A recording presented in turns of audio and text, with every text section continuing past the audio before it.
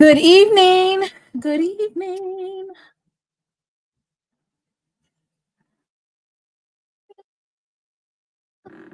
I don't think I've ever done a Friday Night Live.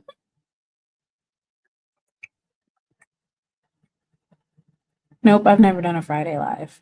So there's that. Let's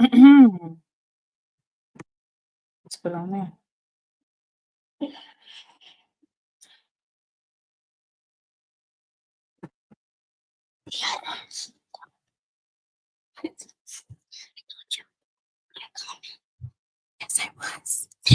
Let's get on up in here so we can get up on out of here, okay? Thank you so much for tuning in. I apologize about last night. It was just too much going on. Braxton has started like this Thursday night. It's a Thursday afternoon class.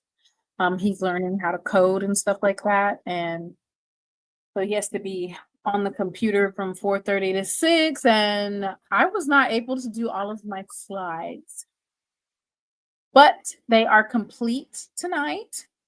I'm trying to keep this a short live, maybe like an hour, hour and a half, no longer than an hour and a half. Tomorrow is game day. So tonight we are going to go over Jackson State versus USM.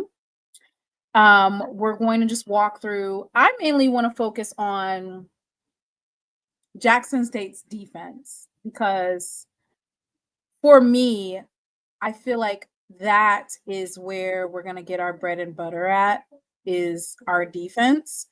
And that is basically stopping USM from scoring, setting up for good field position for the defense so that they can get their 3 and outs. And then what we really need, of course, on the offensive side is for our offense to, you're going to have to find a way. Basically, when Jacobian Morgan throws that ball, you're going to have to make sure that you bring it down. Very important, very important. Braxton.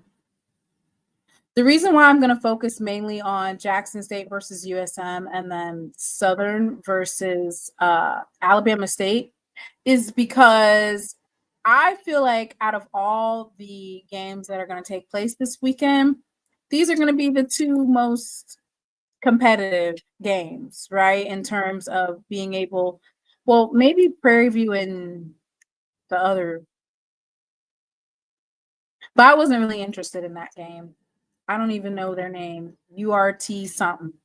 I have no idea what their name is, but that just wasn't a game that necessarily interests me. But the Alabama State versus Southern, it really interests me because now you're going to know what's what. Even though Valley scored 29 points on Southern last week, we need to know. And now for Alabama State, the question mark is, of course, their defense. I have no clue in terms of what they have on defense. I just don't know. I'm kind of confused by it because, like Coach Eddie Robinson Jr. said in the coaching call on Tuesday, he's not used to having that many points scored on him, and I'm not used to seeing it like that either. So I don't know do they have a defense this year, or all their defense gone? For Southern, we have some questions. Who's going to be their quarterback this week? And is their defense going to step up? Very important questions to ask because this is the second year that Jakelby Givens has been the defensive player of the year, I want to say, in preseason. And we need to see the results of that, the fruits of continuously getting that position. We need to see it. Very, very important to me.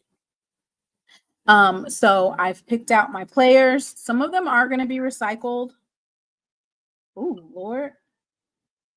Why everybody acting like Valley the same team? I didn't say Valley was the same team, but by that same token, Valley was able to score 29 points on Southern's defense.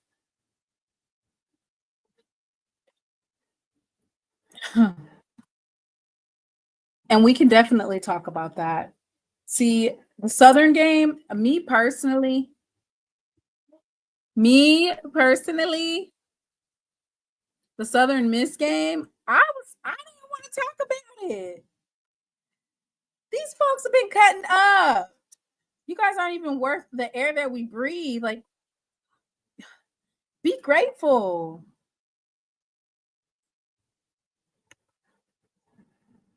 Them folks ain't grateful enough for me. They a little stank.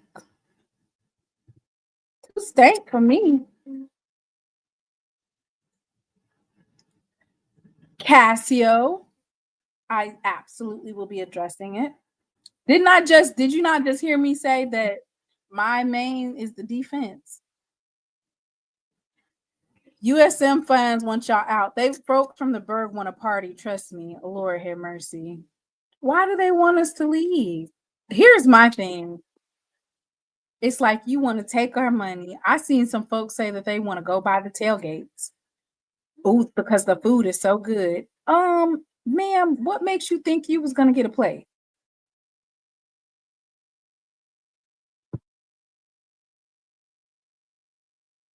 You think that you was getting a plate of anything?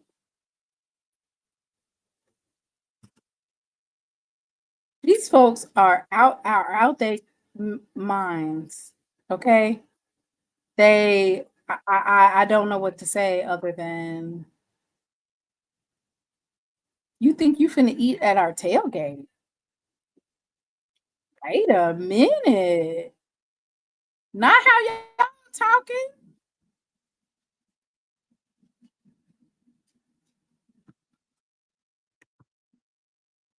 I'm talking about cutting up in these chats, in these groups. I got a pie for you, all right. I have a pie for you. Here, let me show you what type of tailgate food you can have with that type of dialogue that I've been seeing in these groups. Now, I will say this that some of it was addressed today.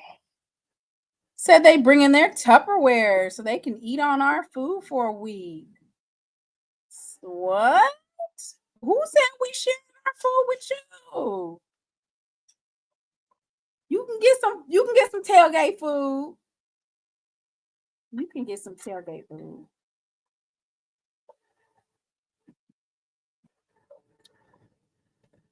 Oh wait, they done blocked you from seeing it. Let me show you. There you go. That's the type of food we handing out at the tailgate. All right. So this is Eagle Post. I can't even believe they still have this person in the group, but yeah. Rules for JSU fans for the USM game. I don't even know if I'm not even going to read that. Should I read it in the chat? Braxton, can you please not hang all over me, baby? Please. I'm overstimulated. Thank you. You want to speak to everybody?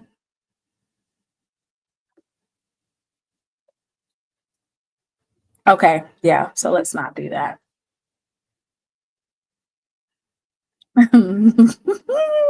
Southern pit pie. Oh my God.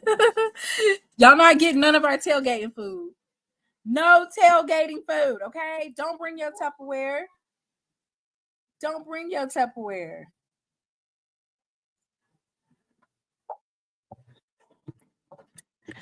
So anyway, down there at the University of Stealing Money, you know what? I really do have a feeling that there's going to be like 15,000, maybe even more than that, Jackson State fans.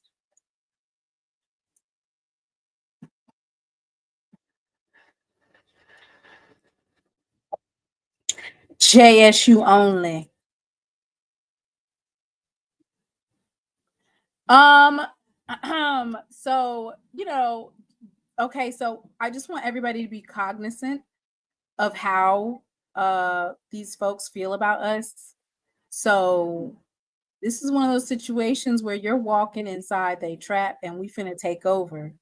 They're not gonna like that, right? And I feel like Jackson State has a great chance of being very competitive with this team.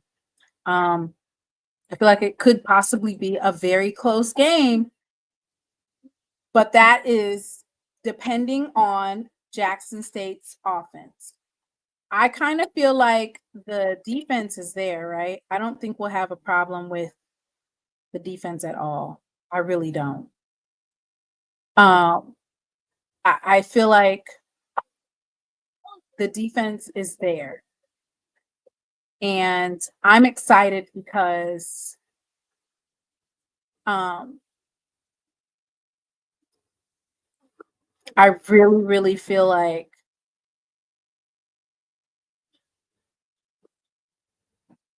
Jackson State has the potential to either come very, very close or pull out a win. And it's I feel like the defense is going to, and the refs, you're right. I do feel like the defense is going to do what needs to be done. And I'm going to pull that up shortly in terms of what I'm thinking here and what I see personally. Um, and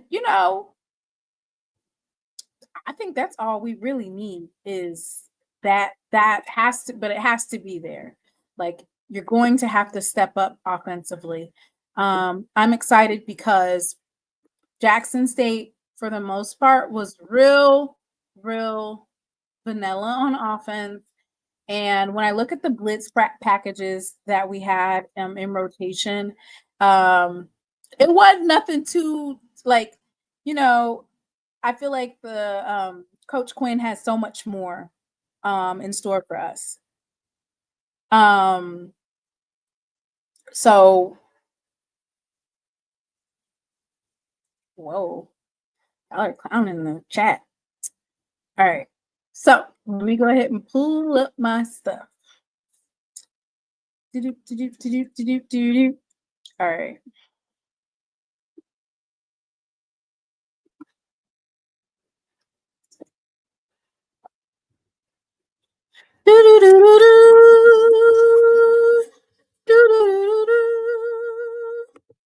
Walk in your trap, take over your trap. Walk in your trap, take over your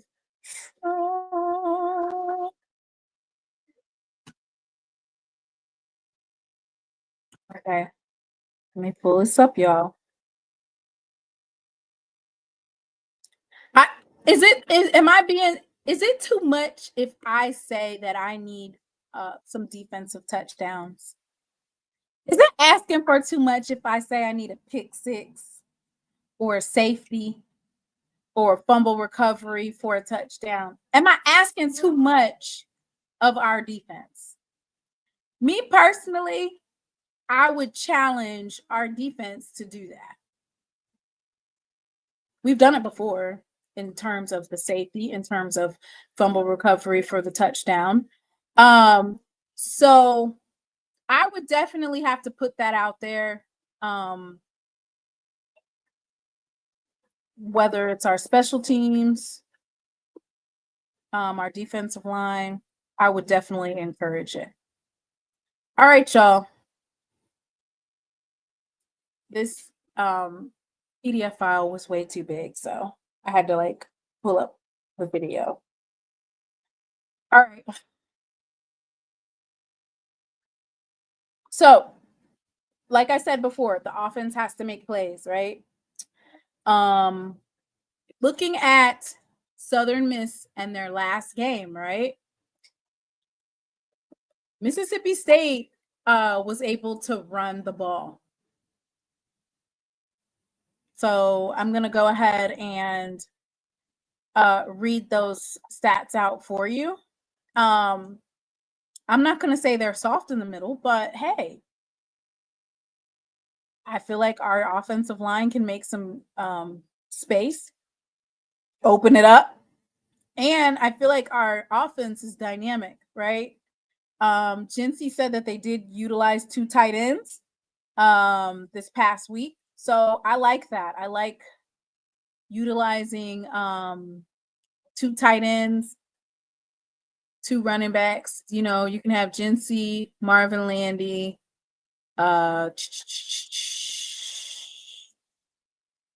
Amari Matthews, and Ahmad Miller, maybe. And I feel like you could do that. So let's go ahead and look at the their game last week. And yes, I know that it's another FBS team, but I feel like, you know, if you can see some of the mistakes that they made, you can possibly capitalize off of them. So rushing yards, 186, and then pass yards, 279. So Mississippi State was able to pass on them pretty well, and they had 186 yards. Penalty yards was 119. And then, so they had a total yardage of 465, right? I feel like our offense is dynamic enough to do both, right? We have to turn it on with the passing, and our guys are going to have to come down with the ball.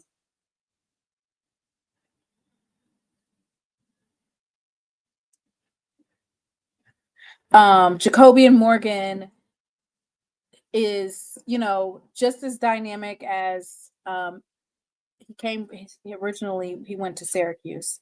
So, you know, the only thing that I would have to say is getting that ball out there, and the receivers or the tight ends have to come down with it. That's kind of what separates our score from being by 40 with Hampton.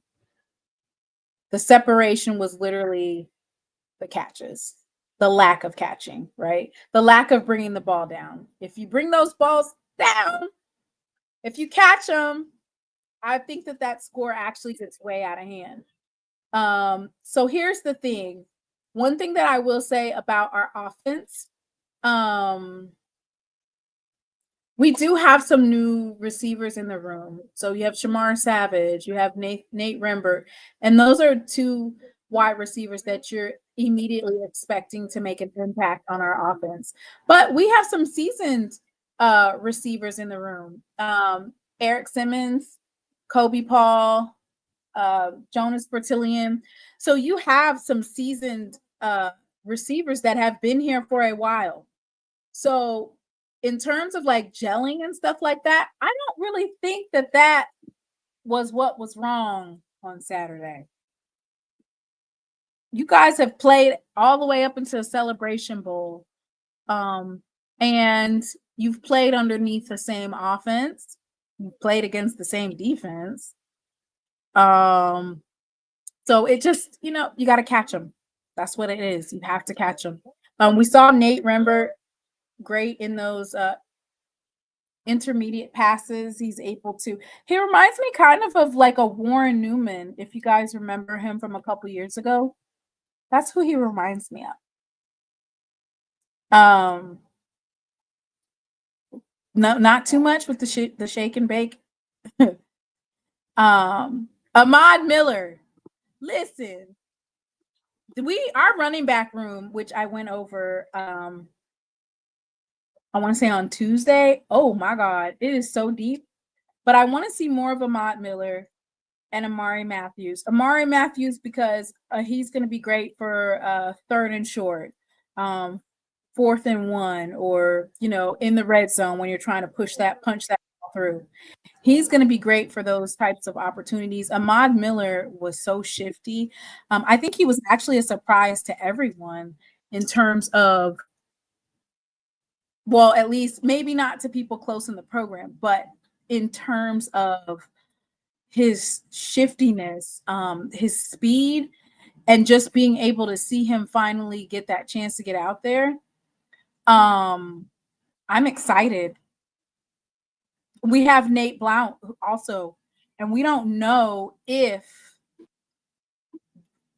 TC held some of these players back as a secret. Hey, Mr. Ford. Hey, how you doing? Good. How are you? I'm liking this new time for you to come on Friday. That was an excellent idea. Wait a minute.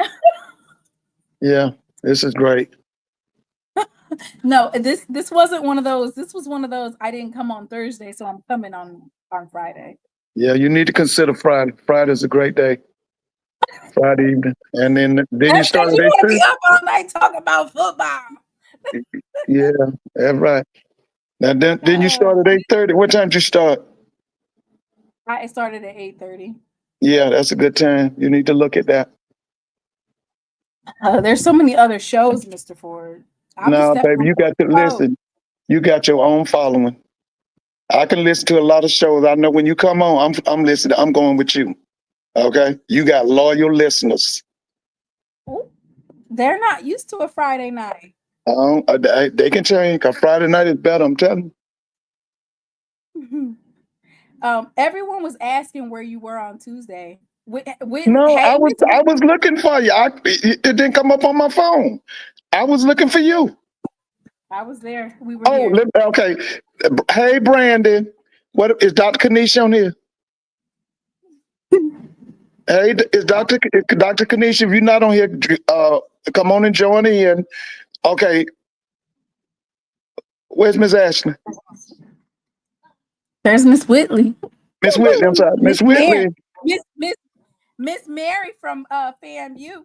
Hey, Miss Mary, you know I got a lot. Listen, I've been talking to FAMU people all week, and they pissed. Okay, so we'll talk about that one day. But listen, let me get this off my chest too. Okay, let me say this right here. They've been hollering and bragging on these podcasts about what's his name? Grant. What the man name? John Grant talk with off script. That ain't what his ass need to be doing. What he need to be doing is going down there to talk to the mayor of Atlanta and making sure 20 to 30,000 high school students is at the celebration bowl. Talking to off script is a waste of time. Okay, so when we get a celebration bowl and we only got 36,000, he ain't doing his job. I need for Dr. John Grant or whatever his name is to make sure we got a sellout when we play the celebration bowl. Not wasting time talking to off script. That ain't accomplishing nothing.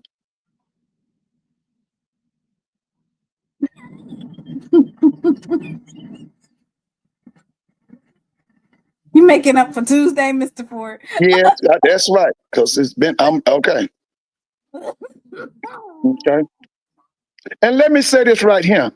I saw what somebody was talking about me said I don't like Southern. That's a lie. I love Southern University. What I'm pissed off about is that Southern University needs to go out and hire a championship coach.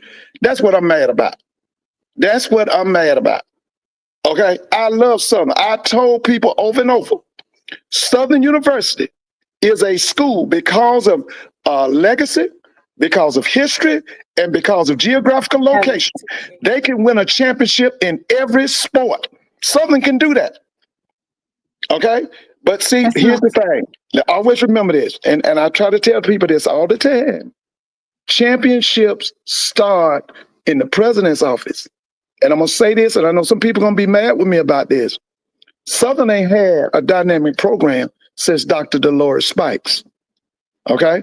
And let me say this other thing to you Southern people. Stop giving that program your money until they go and do like Prairie View did, go get a championship coach. Don't give them another dime until they go get a championship coach. Damn all them rerun coaches. Mr. Ford, you said all they needed was to get rid of the offensive coordinator. Go get a championship coach. Prairie View went and got that Jackson man. It's time for Southern to go get a championship coach. Jackson got a championship coach. It's time for Southern to get one. What is Terrence won? I mean, yeah, he don't want the Bayou Classic. That ain't the SWAC. The people at Southern, listen, they should have an opportunity to win the SWAC and to come to the Celebration Bowl. You got to go get a championship coach. There ain't gonna be nobody winning for the next couple of years because TC Taylor done took over. HBCU. I know that's right. But listen, I want Southern to go get a championship coach. They got the money. Go get one. Oh, Stock Talk said in FAMU too, Mr. Ford. That's right. Listen. Let me tell you this. I talked to my FAMU folks. They just tore up. They tore up. And listen, let me say this too. Yeah, they tore up, baby, because they know what they told me. How they ended up with somebody with a 7-6 record. He got a 7. They say his resume. He ain't never won nothing. How they ended up with him, but I told him, like I tried to tell you, Willie endorsed him. Look, how you gonna fix it? You done messed me up the Dallas vision. I done called the police because I'm doing a refund. A refund is due unto me. Don't feel like I just been abused out here today. God ain't pleased like this. You can't do the Saints like this. Listen, now this is what the FAMU people saying. This they talking about something stupid. Why would you play the Orange Blossom Classic one week down in Miami? Then you got to come back the next week and go to Boca Raton. That don't make no sense. Like all of them said, that should have been the South Carolina State game. This week should have been FAM South Carolina State game.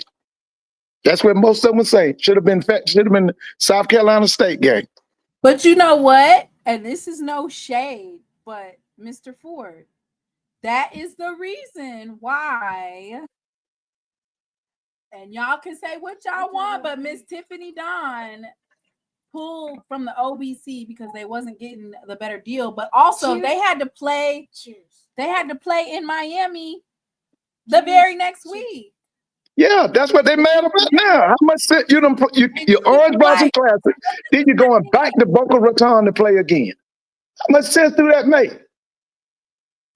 Are mad about things that the previous AD was trying to fix, and like for instance the coach, and now what's happening? They don't like how the coach is coaching. Listen, baby. No, it's a little bit more than they don't like it. What they need to do is go and put a list together. Them and Southern need to put a list together now. And listen, let me tell you something. I heard you say at the beginning of this broadcast, you said that Southern game gonna tell us a lot. No, it ain't. We already seen Southern. What your Coach Quinn say? Didn't he say same old team? What did he say? What did Coach Quinn say? Let me pull up and see what he said. Let's see what Coach Quinn say. Because that'll answer. Because now, the Jackson State Southern Miss is gonna tell us about Jackson, gonna tell us about the SWAC, gonna tell us a lot of this Alabama State Southern game ain't gonna tell us nothing we don't know. That's why I said, you're right. Pull up Coach Quinn. Let him say it again. But Mr. Ford, what I meant by what this game is gonna, I don't know. What I meant by that when I said that is we didn't know if Alabama State has a defense. We don't know. They scored 50 It don't matter. They still gonna beat them. If they don't have a defense, they're gonna beat them. Andrew Body gonna beat them by himself. Okay? It don't matter. I done told you. I told y'all this summer. Any of them big teams in the SWAC, Southern taking an AL. Okay? They taking an AL.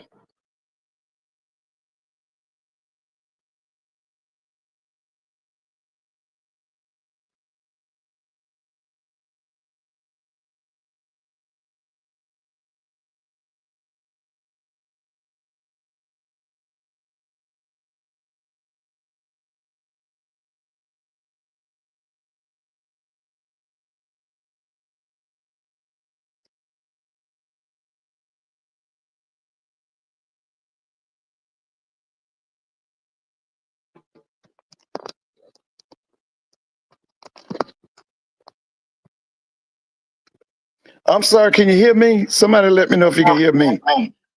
We can hear you, Mr. Ford. Okay, I thought I had lost you. No, you did lose me there for a second. Somebody snitched on me, honey. They said you're not gonna keep talking about our teams like that. Who I'm talking about? No, I'm talking about us. We over here breaking them down. Okay, so you said that You're saying that I know where we were at. We were at the point where you basically said it don't matter whether or not Alabama State has a defense or not. Which they got. I mean, it's not as big. It might not be statistically as good. But listen, long as Eddie Robson on that sideline, they're going to play good defense. They're going to be fundamentally sound. They're going to be all right. They just small. When I saw, they just small. They're going to have to fix that tackling. Yeah, but that's going to come. Don't worry. Don't worry about that. That's going to come. Yeah, that's going to come. That's going to come. But they got enough to beat Southern. What do you see from them when you cut on the film now? Same team. Dang. Thank you. Amen. Southern at home. You know, you faced Southern before, but a different team, and you guys are a different team. What do you see from them when you cut on the film now? Same team. Okay. Kudos to Coach Quinn. Before, but a different team, and you guys are a different team. What do you see from them when you cut on the film now? Same team. Mr. Ford. Not you calling them the same team. Listen, don't you remember TLC had a song one time called Scrubs? You remember that? Scrub? Was it Scrub? What was the name of that TLC? I don't want no scrub. Okay, that's what they got down there. We call them reruns. Retread. That what they got. Retread coaches. Ain't nobody got time for that no more. The SWAC done went beyond that now. They done went beyond the retread coaches. That day is over. You got Brax over here eating on his popcorn because he's not having no understanding. Brax is over here eating on that popcorn. You are giving us the tea, Mr. Ford. Yeah. Gracious. I'm looking forward to the Jackson Southern Miss game. Now I watched Southern Miss. You were asking about Southern Miss. Let me just say this: it was still a game the first half, but let me tell you that second half, that SEC stood up. Them big offensive tackles that Mississippi State had, they took over. Now they did. I watched the game. They took over that second half. Now that's that. So what do you think about Southern Miss's offense? They gonna be, formidable. They gonna be formidable. Yeah, they gonna be formidable. Let me say this. You know the guy that's the coach at Southern Miss, Huff. He went to Hampton. We pulled for him. He worked for. He was the recruit of the year at Alabama one year. He worked for Nick Saban. He knows what a program is supposed to look like. That's another reason I'm. This is two bright Black coaches, T.C. Taylor, and I think his name is Charles Huff. Listen, they two bright stars. And that's another reason why I want to watch the game. They're two bright stars.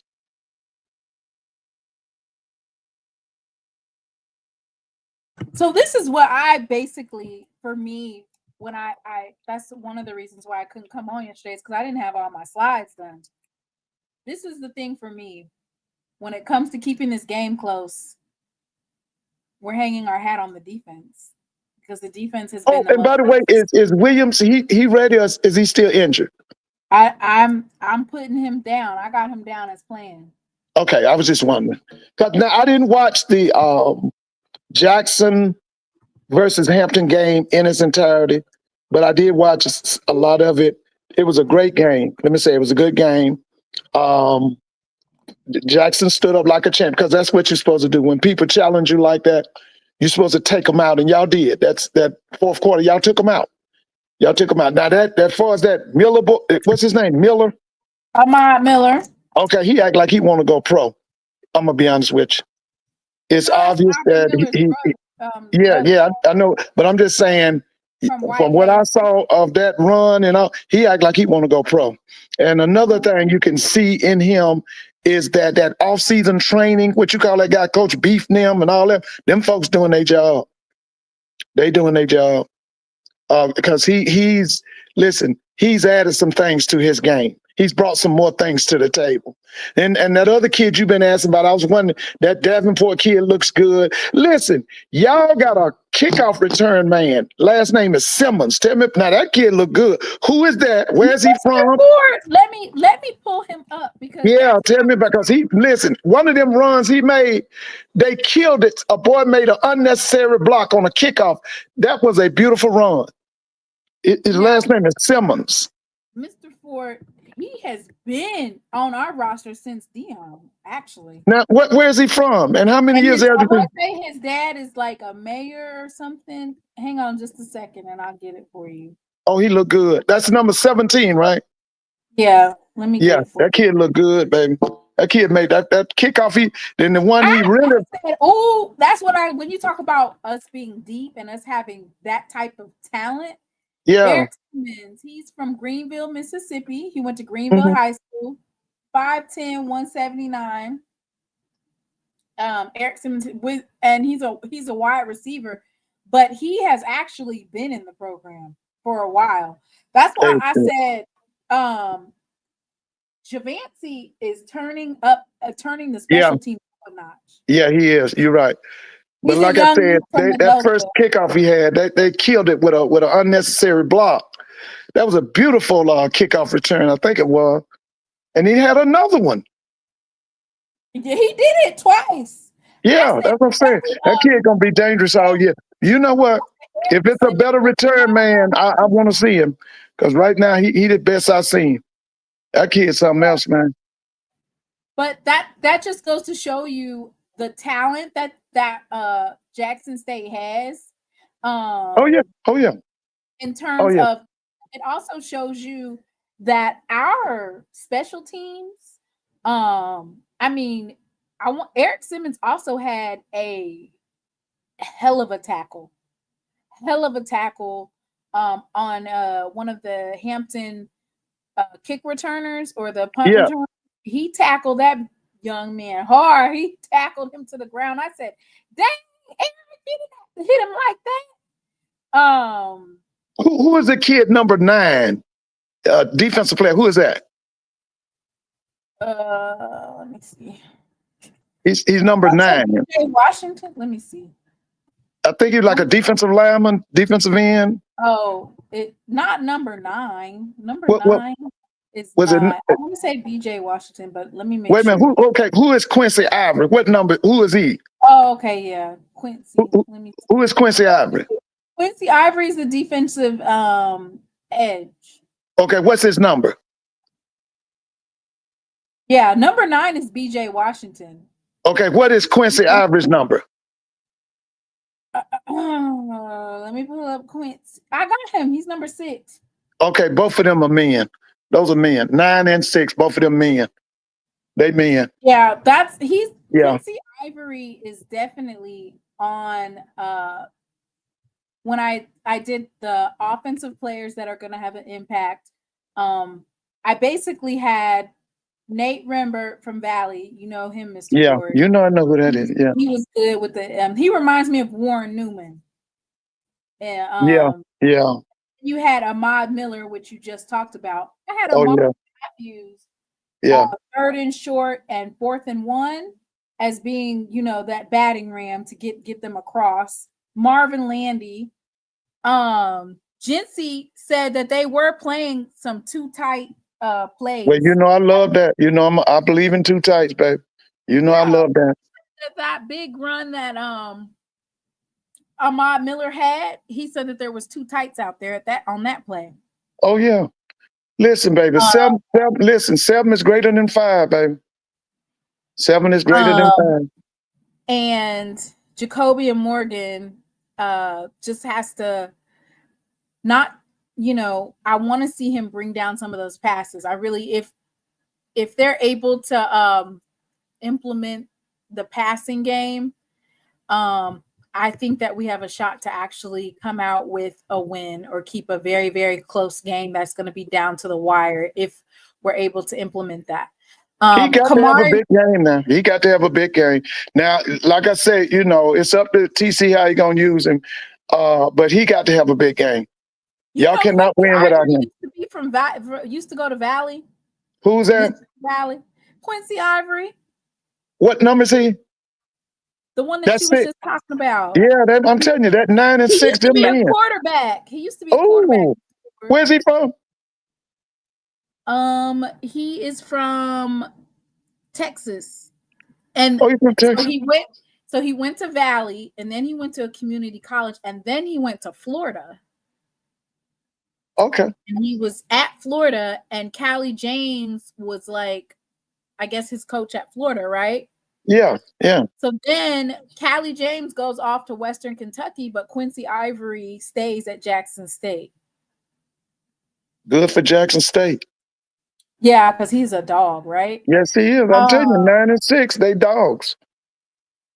Ashton Taylor was all over the field. Oh yeah, he's big time. Yeah, I love Taylor. I love Taylor. Taylor's from a big time high school in Hoover, Alabama.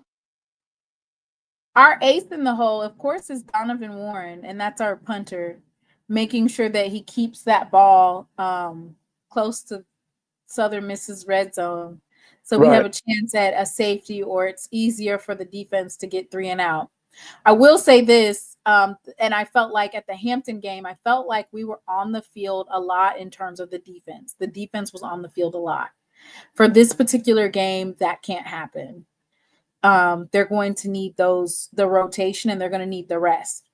I counted how many players Southern Miss has. I think when I checked earlier, it was like 112 players. Whereas Jackson State, I want to say, has 99. The last time I counted, they had 99 players. Okay.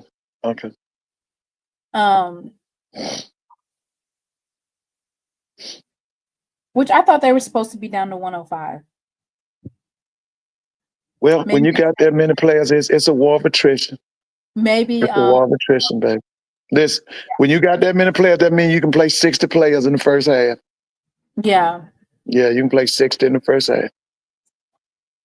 I obviously Ashton Taylor had a big game. Kamari Rogers was going to be significant in the pass defense. He had What's his number? Yeah, I remember.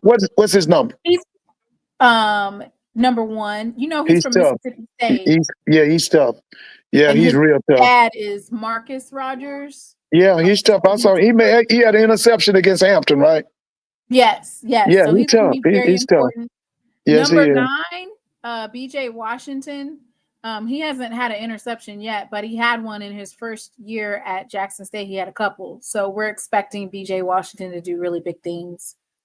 Jeremiah Williams, he wasn't in the lineup, and even with him not in the lineup, Stanley Cook and a couple of others was able to stand right there and get in the face of those offensive linemen and get some quarterback hurries.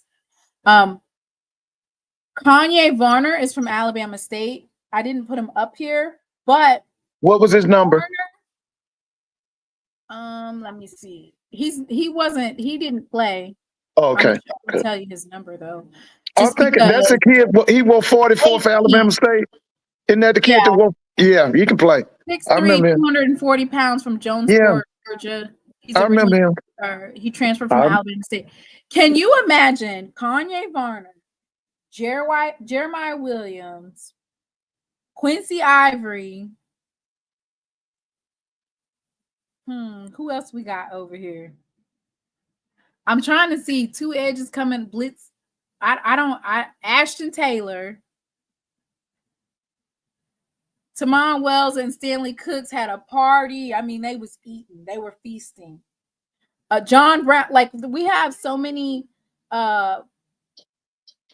different combinations, but I'm just thinking of Varner, Ivory, and Ashton Taylor blitzing the quarterback. One of them's going to get to him. You know what I'm saying?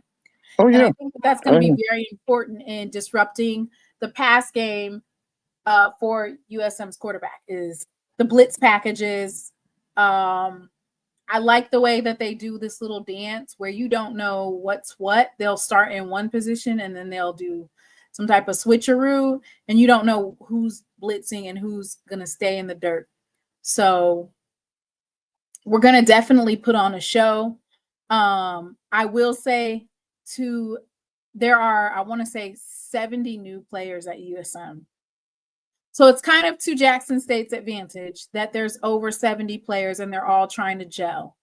Their own this game going to be officiated by SWAC officials? Now what are they? Are they Sunbelt? What is Southern Miss? Sunbelt. So it'll be Sunbelt officiating crew. Yeah. Okay. All right. Let me see if I can get this paused. Oh Lord. All right. There we go. All right. So I have a couple of players to look out for. Dre said we don't have any advantages. We're gonna bring over 15,000 people to the game, Dre. We don't have no advantage. I remember one year Jay Hobson took Alcorn down there, and Alcorn beat they behind, and then the referees took it from Alcorn and gave it back to Southern Miss. Oh my goodness! Yes, they did. That's when Jay Hobson they went down to Hattiesburg, Mississippi, and they beat Southern Miss's ass, and the officials gave it back to Southern Miss. You can look it up. He took an Alcorn team down there to Southern Miss. I don't remember the year. He did it. I remember. Lord have mercy. Oh God. All right.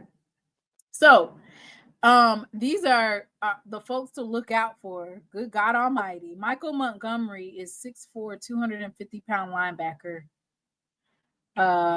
And he's gonna try to feast, okay? Not only that. Let me respond to Ed. It would have been bigger than that. It was at the wrong time. If that game had been a night game, that would have been a big, I mean, astronomical numbers. Listen, nobody wants to sit out there in all that heat. Listen, that's why I get mad with these folk about these 2 and 3 o'clock games. I used to go to 2 and 3 o'clock games, okay? I can't do it. If it's not a night game, you lose me. And I understand that, you got something to say about that 13,000. But if that game had been a night game at Jackson, it would have been a major crowd. I mean, they had a major crowd the next night. Yeah, that's what I'm saying. But I don't know why they don't understand. You don't play them in August. You don't play no 2 and 3 o'clock games. It needs to be 6 o'clock. Yeah, at least 6. Dre said they scheduled the game at 2 on purpose. Well, so everybody could be hot. What was the purpose? I don't know. So they could move that game out, I guess. Oh, okay. All right. So anyway, Michael Montgomery actually had an interception last week. Now, what number is Michael Montgomery? 17. That's on Jackson's team? No, this is USM now. Oh, USM. Okay. Yeah. Okay. Players to watch out for. Michael Montgomery is a big one. He's from Seattle, Washington. He went to Garfield High School, 6'4", 250 pounds. Then you have Isaiah Gibson Sr., defensive lineman, 6'4", 320 pounds from Springfield, Ohio, Springfield High School. Just looking at the matchups, for our offensive line versus their defensive line and vice versa.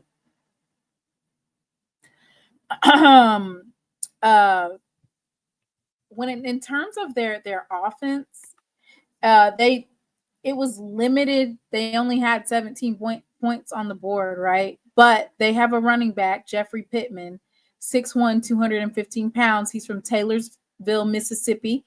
He went to Taylorsville High School. Yeah. Remember the kid that was the quarterback at Auburn? That's his hometown. Remember played with Cadillac and Ronnie Brown?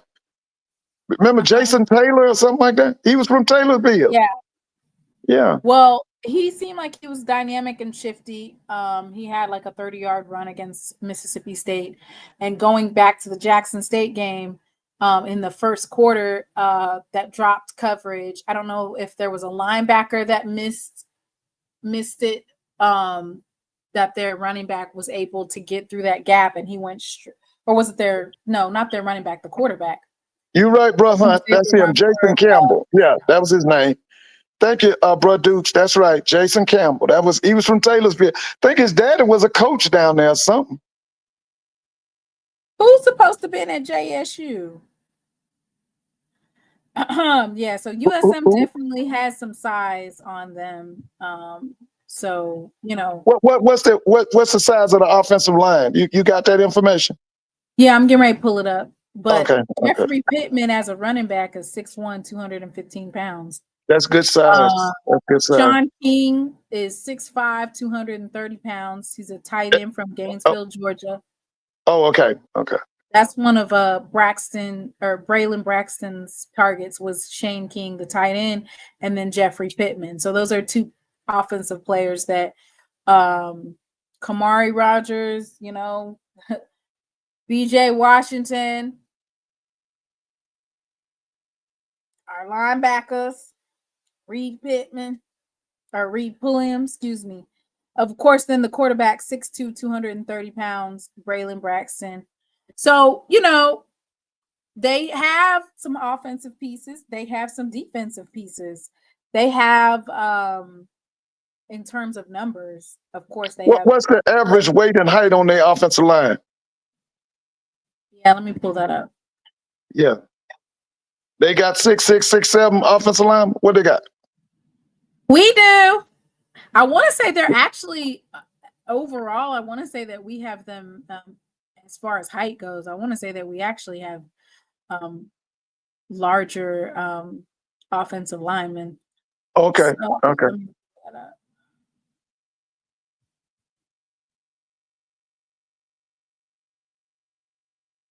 Their stuff is a little bit different. Like,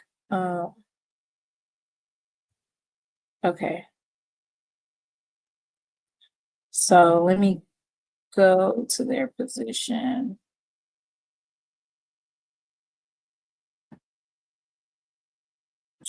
Okay, let's see. Well, they have a lot. They have 1, 2, 3, 4, 5, 6, 7, 8, 9, 10, 11, 12. Let's see. Let me see if you guys can see that. Can y'all even see that? So I'm gonna read out the offensive line numbers.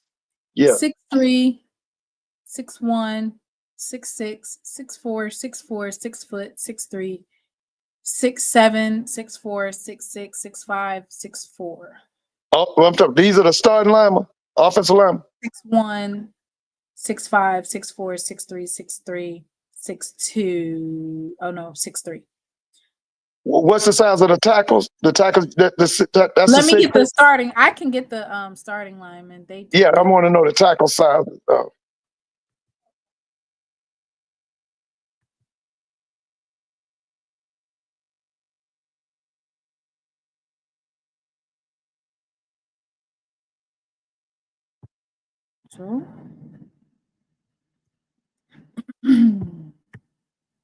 Because I actually just saw that.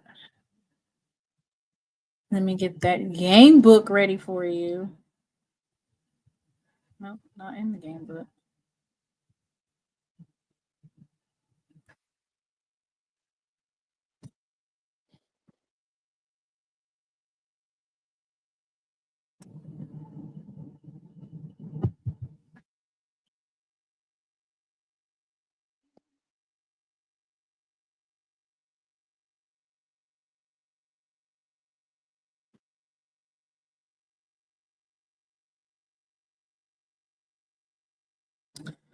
All right, so let's see. And I'm gonna look up the height. So here's their starting offensive players. Okay. Jeffrey Pittman, that's the young man that I just told you about that had like a 30-yard run. Braylon Braxton, I went over him. So Greg Nunnery is 6'4". He's from Macomb, Mississippi, 320 pounds. Uh-huh. Olaulali Mai is 6'1". He's from Pago Pago, America. Pago Pago. Okay. 6'1", 310 pounds, senior. Broderick Roman.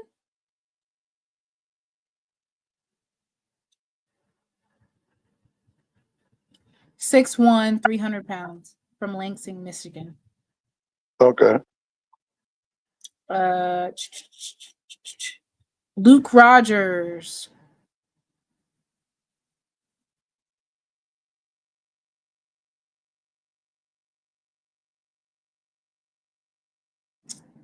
(6'3", 290 pounds, from Brandon, Mississippi. Mm-hmm. Okay.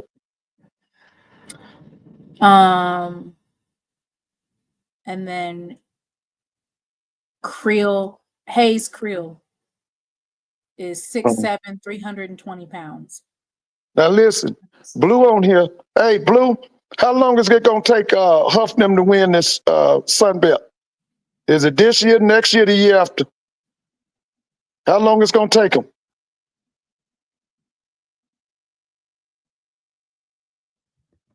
Is Blue on here? Yeah, he on here. I'm asking because you know he know about him. Blue, how long is it gonna take Huff them to win the Sun Belt?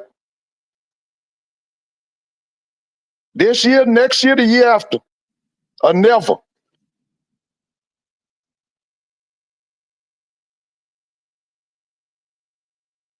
Okay, bro Barnett said they'll never win. Yeah, why would he say that? Because that dude, Huff's supposed to be pretty good now. Huff's supposed to be really good. You know, he was an award-winning assistant under Nick Saban. Somebody said he's black. He doesn't have long. They have to be competing for a championship by year 3.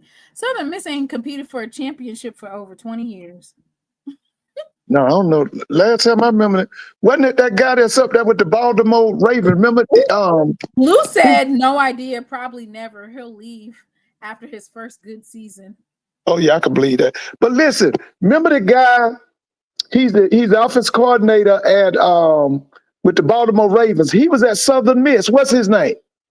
He was the offense coordinator for Kirby Smart when they won them 2 national championships. What's that guy's name? I don't know.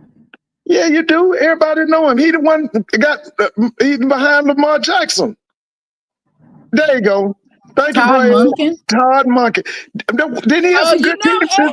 You know Ed. No, Ed is a Baltimore. Listen, but didn't Monken have some good teams at Southern Miss? Now, I remember Jeff Bauer. I remember him. I remember Jeff Bauer. I think Jeff was from Georgia.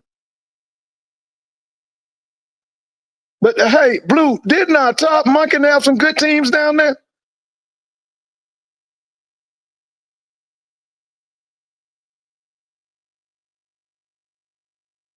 And remember the guy that had remember the guy that went out to Southern Miss? I mean, went out to Southern Methodist. He came from Southern Miss. You remember him? That's way back in the day, though. He was from Southern Miss. He left Southern Miss and went to SMU. I can't think of that guy's name. Well, I can't think of it either, Mr. Ford. Huh? No, I can't. I used to know this. This has been years ago. This was in the 80s, I think. I thought that Todd Monken had some good teams because, okay, he had that one good year. Okay, sucked his first 2 years. Won the conference in 2015. There you go. Tiger Nation. His name was Bobby Collins. That's right. I remember him. Bobby had Reggie Collier now. You know, they claim they don't forgot him down there at Southern Miss, but Reggie Collier was better than Brett Favre. Did you ever hear about him, Mr. Mona? Reggie Collier? No. Yeah, he was the truth. He went to the league. I think he went to the Dallas Cowboys or somebody. But he was better than Brett Favre. Better than And they act like he never went there. Terrence Graves makes $250,000.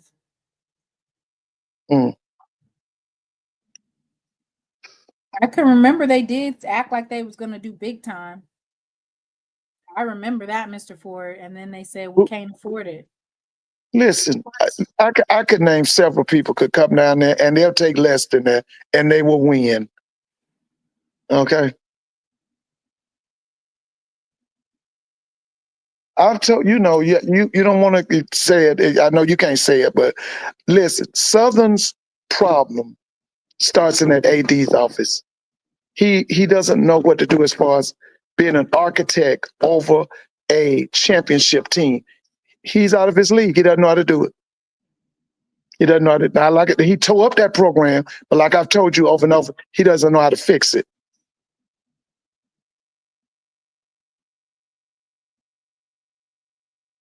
Listen, hey, Brother Jones, I know that's supposed to be a joke, but that's the truth. I know y'all think that's a joke, but that's that. I've seen him. I've seen him. I know what he can do. He gonna make noise this year at Edward Waters. Y'all gonna see. Y'all gonna see.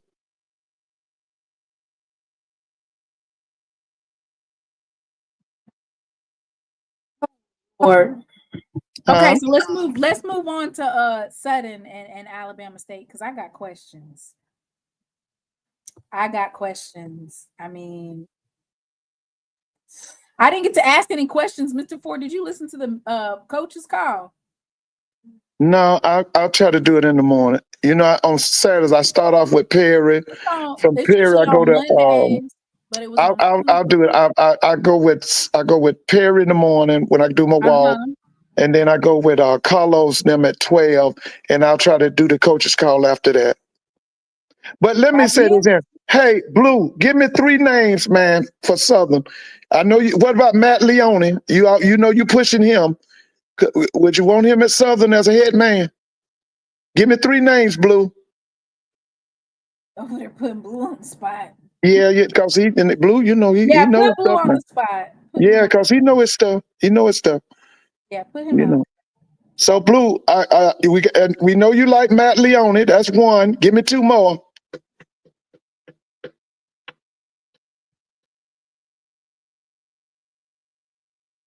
Yeah, I remember Lewis Lips, Pittsburgh Steelers. Yeah, Simply Beautiful. Yes, I remember Lewis. Sweet Lewis Lips. Yeah. Southern Miss. Yeah. Pittsburgh Steelers. Yeah, I remember Lewis Lips.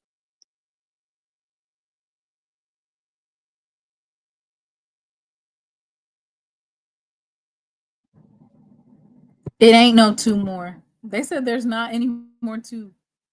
You know Blue got. You know Blue got. To a Sun Belt championship last year, and he took 21 I starters. told y'all that guy's a bright star. I'm telling y'all. I ain't just talking. That cat won the That's right, Sweet Lewis. Listen, that cat won the. He was down there on the Nick Saban. He was the recruit of the year or something for the nation. That Charles Huff guy. He's a Hampton graduate.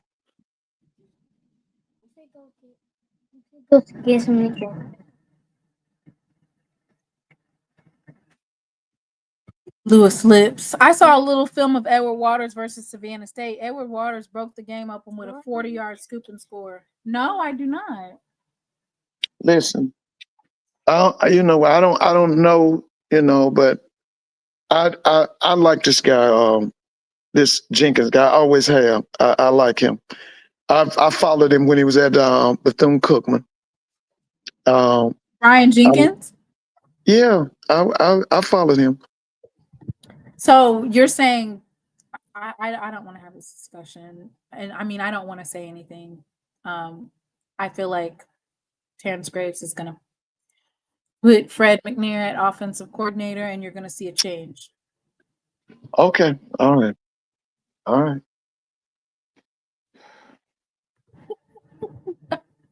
Yeah, Lewis Lips came into. Listen, that guy Lewis Lips, he came into the league on fire. He came from Southern Miss. He was on fire.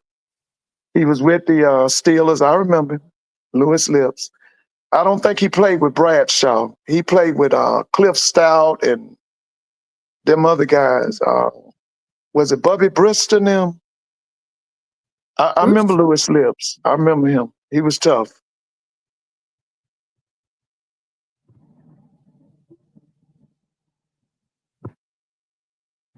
All right, so I want to move on to Southern versus Alabama State because I got questions on, how are they going to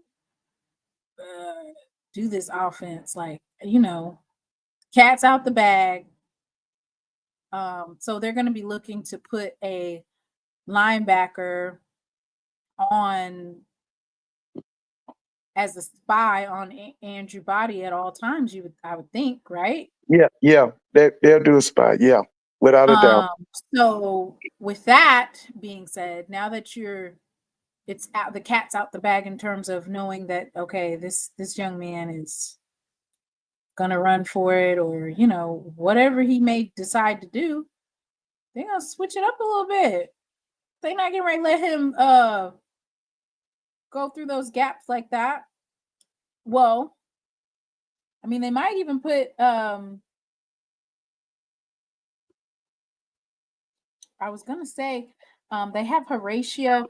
Now, I feel like Southern has some defensive pieces. Me personally, I feel like they have some veterans that have been there for quite some time. They have Horatio Johnson. They just need to get them fat butterball boys out that defensive line. That ain't gonna work. They got two of them fat butterball boys. Yeah, one of them. I think one of them wears 67. You can't win with that. They them little fat butterball, 5'9", 5'10", 350 pounds. That ain't gonna work. And Southern got better kids than that. Now you talking about the kid that really impressed me it was a kid named Mike Jones. He was a linebacker. I like that kid. Now. You know who I'm talking about? No, I don't. Yeah. He was wearing 33 or 32. Somebody, isn't his name Mike Jones? You Southern people, what's that kid's name? Isn't it Mike Jones? Y'all know who I'm talking about. I like that kid now. Who? Mike Jones. Yeah. He was 32 or 33. They might put Mike Jones. They might put Mike Jones on Andrew Body. Like, look, don't you let that man they could. He could. 5-6 yards. He could. Oh, that's it. Herman Brister as safety. And then they have Horatio, he's a senior or a grad. I'm a senior. He should be a grad transfer at this point. He's grad now. They have some folks that have been on that team for quite some time. So I don't feel like it's a matter of talent. Hey, this Tiger Nation, the undefeated. When I was at Grambling, Sammy Winder used to come through the campus. I think he was driving a Porsche. If it wasn't a Porsche, it was a Jag. He was a Porsche. He was with the Denver Broncos at the time. He came through the campus several times while I was at Grambling. Came through the campus for what? He knew some people. It was a guy that Coach Rodnam had as a linebacker coach. I think his name was Ron Taylor. He and Sammy Winder were teammates at Southern Miss. He would come to Grambling to see Taylor. I didn't get, they would tell us that's Sammy Winder, He was at the time, he was with the Denver Broncos.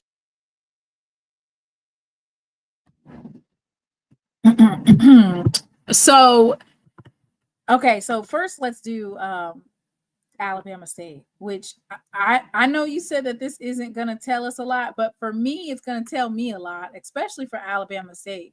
The question is, was UAB's defense really that bad? And was Alabama State's defense really that bad? Because neither one of them were stopping anything. They couldn't stop Southern. With that 3 yards, listen, with that 3 yards and cloud of dust mess they doing, they'll stop that. But you know what? I got to watch the game because you know what? I love that. What's that kid name from LSU? What that kid name? Trey Holly. I got to watch him. I love me some Trey Holly now. So we've got Andrew Body at quarterback, 6 foot, 205 pounds. We have Jalen Jones at wide receiver. That was one of his targets. Yeah. Then we have Jamari Holtzclaw at running back. mind you, in terms of rushing yards, Andrew Body clears the whole bench out in terms of rushing. So he's their top rusher and their top passer. Jamari Holtzclaw comes in second in terms of rushing yards. When it comes to the defense, I don't know.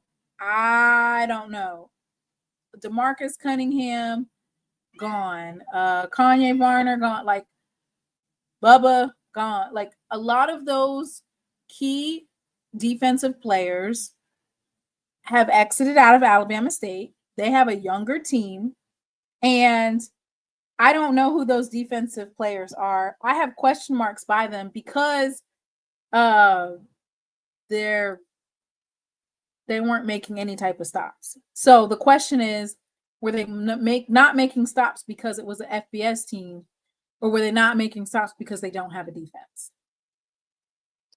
Listen, if Eddie Robinson let Terrence Graves beat him, I'm going to be looking at him real crazy. If who? Okay. If Eddie Robinson let Terrence Graves beat him, I'm going to be looking at him real crazy. I'm serious. Because he should not beat Eddie Robinson. Southern should not beat Alabama State. Okay? It shouldn't happen. I know the game is in Baton Rouge, but Alabama State should take care of business, win the game, and go back to Montgomery.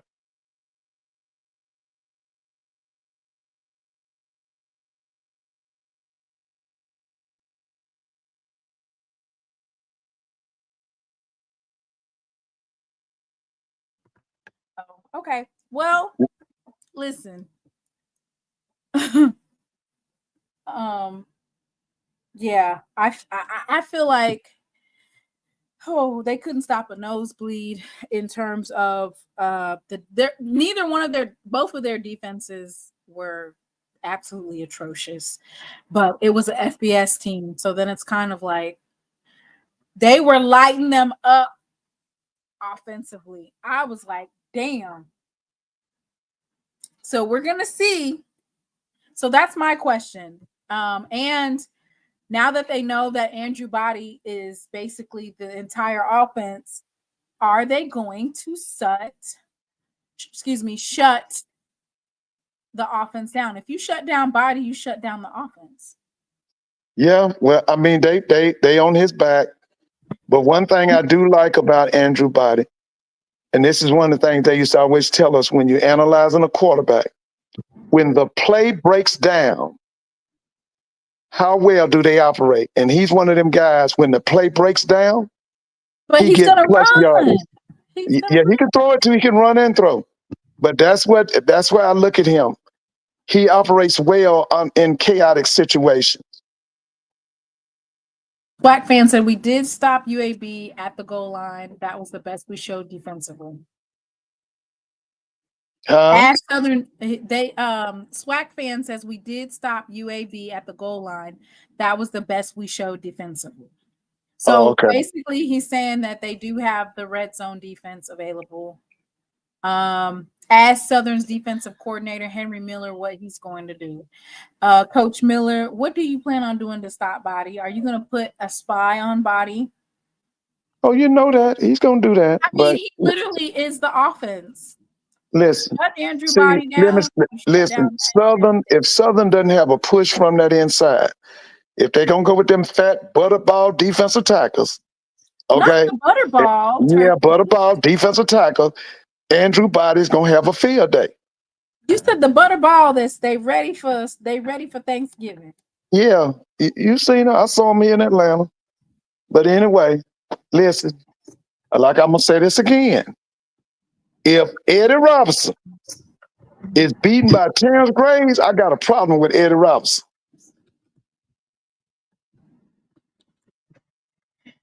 Bama State was down 5 defensive starters, but they are going to have to prove it this weekend, especially against an average Southern offense. Blue, give me 3 names, man. You always pushing Matt Leone. Who else you got? Why you keep trying to get him the name, folks? It ain't got to be for the Southern job. I'm just saying, give me 3 guys right now that could be outstanding championship coaches in the SWAC. You always pushing Matt Leon. I get it. I was very impressed. I've always been impressed with Leon, and not just now. But I was, I thought down at the SWAC MEAC game, he put on a classic. Okay. Give me two more, Blue.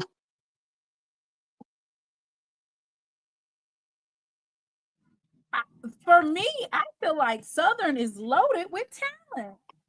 Southern always got talent, but they got retread coaches. They need new This might be the people. most talented team they done had in a while. They got talent. That ain't their problem. They don't have a championship AD. That's number one. It's too many retread, rerun coaches on Southern's football staff. And them people at Baton Rouge, listen, I'm going to be honest with you. After that 2019 season, Southern been going backwards. Wait, no, I take that back. Ever since Dawson, when did Dawson Odoms leave? When did Dawson Odoms leave? They just won the SWAC West last year, Mr. Ford. I wasn't impressed. When did Dawson Odoms leave? What year? When was his last year? Bruh Hunt, when did Dawson Odoms leave Baton Rouge?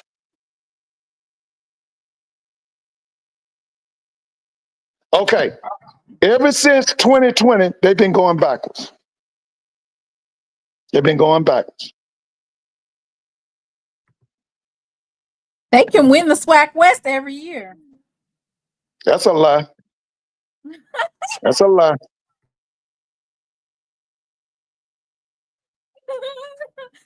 Oh, Lord. They can win it every year. They ain't getting Hey, past let me that. tell y'all something. Now, you right about this Teddy Keaton, y'all. Now, y'all heard what he did last week, right? You heard about Teddy Keaton, didn't you? Yeah. Okay, Against now. Bama State. Yeah, now that You Teddy know Keaton. you know who his quarterback is? Yeah, your boy, Zy McDonald. Listen, hey, Teddy Keaton could come into the SWAC or the MEAC. Huh? I made the statement that our backup quarterbacks can start at any college in any of these HBCU schools. I believe that. Tyreek Starks started at Howard. Zy McDonald started Clark Atlanta. Cam McCoy started at Southern. That's how talented our quarterback room is. Hey, you right, baby. Hey, you right, Blue, you right. This Shannon Harris, he's another bright star too. I'm waiting on him to get his shot. You right, Shannon Harris. But let me tell you something. That Teddy Keaton guy, that guy's good, y'all. I'm telling you now. Now I'm gonna tell you There something. you go, just like you did Chennis Berry. Listen, listen, baby. I like that. Listen, I like this Teddy Keaton now. I like this Teddy Keaton now. I'm telling y'all now. I like him. I saw him last year. Listen. Baylor said hire one of the Cole brothers. Well, what's the name? He doing radio now. He ain't coming back. LC is Teddy Keaton's defensive coordinator. Johnny is doing podcasts with them folks. But yeah, this guy Teddy Keaton, yeah, I could do business with him. I could do business with him. Yeah, Lord, there you go. It ain't even week 2, Mr. Ford. I ain't know. I'm just saying. I want everybody to have a championship coach. Listen, and I'm gonna tell y'all again. Y'all talking about I don't like Southern deserve a championship coach, baby. Southern deserve a championship coach. You just playing SWAC. If Prairie View can go out and get Tremaine Jackson, I want Southern to have a championship coach too.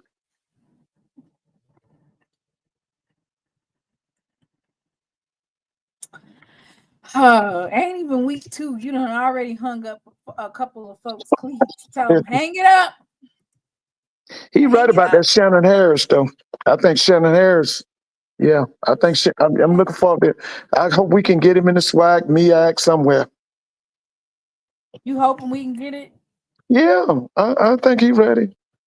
Oh yeah. Well, I'll just say this: it's a tough week for the SWAC in terms of what's what. It's kind of rough in the SWAC this week for everybody. You know, when I say rough, I mean, damn, all the money games are this week. For me, the thing that I would want to see is you want to see folks being competitive. I don't think. Listen, I'm looking. Listen, I'm looking forward to this Jackson Southern Miss game. I think it's good for the SWAC. It's going to tell us where we are. It's going to tell us a lot about Jackson. Going to tell us about the SWAC. Listen, I'm looking forward to it. I think it's going to be. I think it's a great matchup. Now, the only thing, and y'all say, I know y'all say that they can't come to Jackson. I just wish it was home and home. Okay, and I know that y'all said, well, they FBS, so you got to always play in Hattiesburg. But I just wish that they could play in Jackson, play in Hattiesburg. But then let's come to Jackson. I know I wish for too much, but anyway.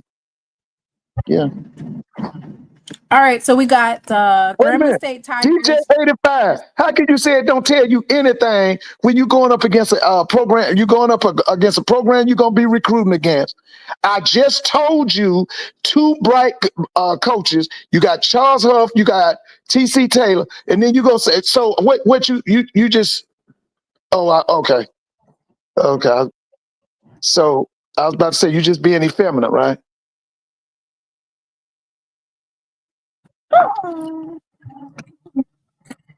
Lord have mercy. Let's go ahead and get this over with because some folks are happy to be playing some PWIs. And I tell you what, there's no reason for these types of games to be scheduled. They'd be so hyped. Grambling State Tigers versus the Ohio State Buckeyes. Just why? 90-0. Why? 90-0. Huh? I don't give a damn how much money you need. Why are you scheduling this type of game? Right. So they can 90-0 game or 80-0.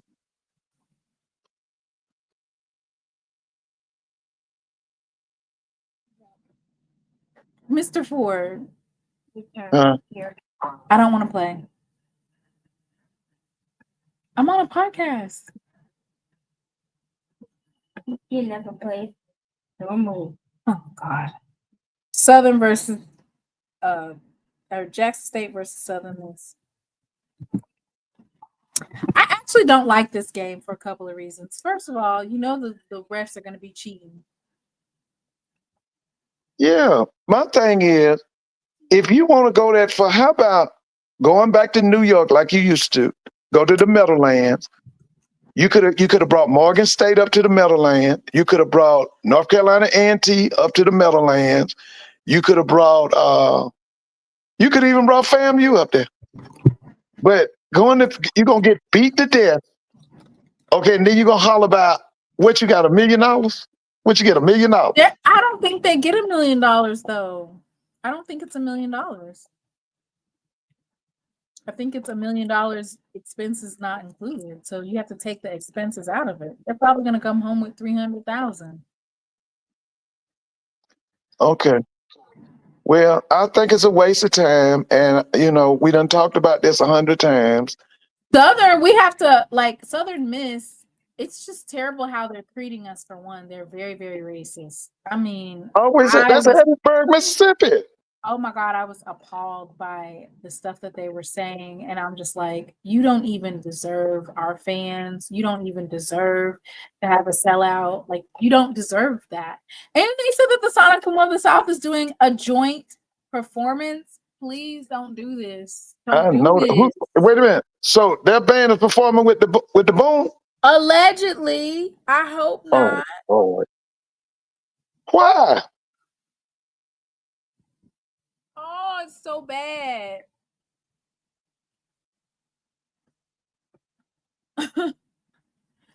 Oh, it's so bad. Then we got Texas Southern versus the California Golden Bears. Wow. Well, that's 7-0. Braxton's over here talking about some what? But let me say this now. Texas Southern's gonna do well in the SWAC. I'm telling y'all. Texas Southern's gonna do well in the SWAC. Not from what I seen. If they play like how they played the other night, they ain't gonna win nothing. Nah, Mr. Mo, I'm You telling you can't now. play that type of way now. Yeah, You have they game don't in game. listen. We might have been looking at the West Championship game. How by 50? Who? Dre, what happened? I missed it. Dre is going off in the chat. What he say? Double digit check, 15 million. Playing a high major like that is insane. I hate them games. Didn't Ohio State win last year? Yes, and they number one right now. Didn't you see how they put their foot in Texas behind? Did you see how they stopped the boy wonder Arch Manning?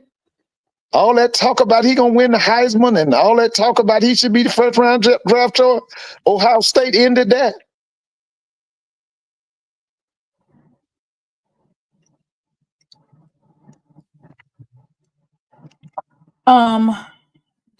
Florida A&M versus the Florida Atlantic Owls. Another behind whooping. And like them people said, you was in Miami last week, now you turn around and go back to Boca Raton? What sense do that make?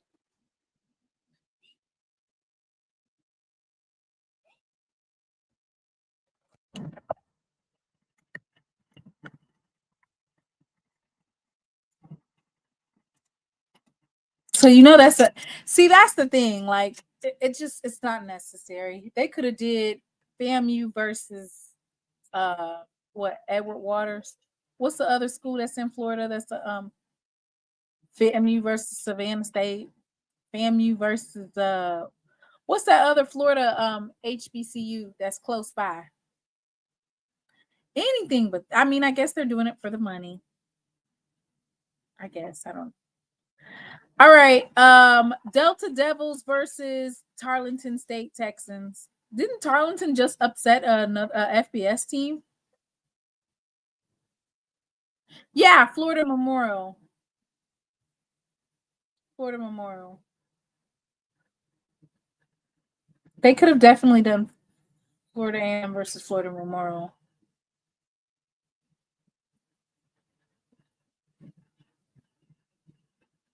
Yes, I do think Gramblin's travel expenses are going to be $600,000 to $600,000. Yes, I do think that.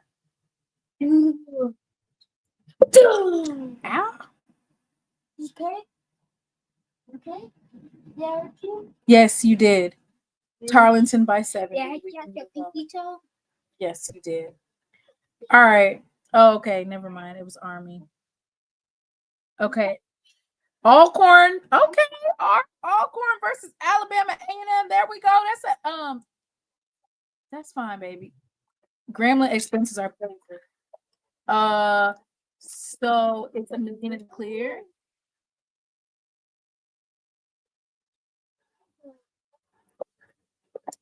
$1 million in the clear.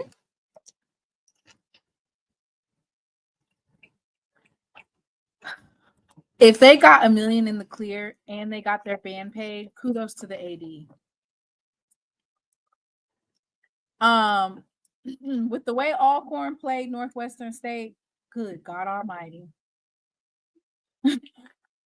Good God Almighty. Prayers for the Alcorn State Braves and for G.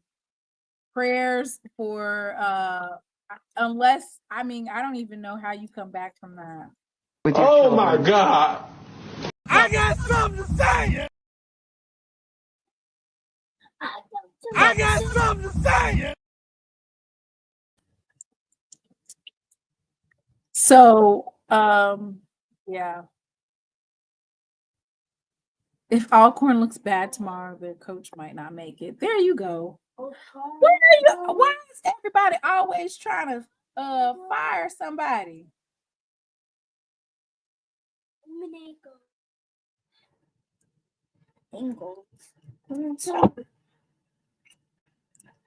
Oh God. So yeah.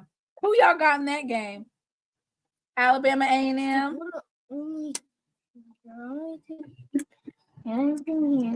I'm interested in seeing this matchup because I want to see what the SWAC is looking like. Really do. I like the SWAC versus SWAC matchups. Next up is UTRGV versus the Prairie View Panthers. That's gonna be on SWAC TV, y'all. I'm excited to see this matchup because I want to see is Prairie View all that they talk about. That's at 6 o'clock. All the games are gonna be on early tomorrow. Why are you making so much noise? So all of the games are gonna be open by 9 o'clock. So we'll be live at like 9 regular time because all of the games are. So the UT Rio Grande Vaqueros is at 6 p.m.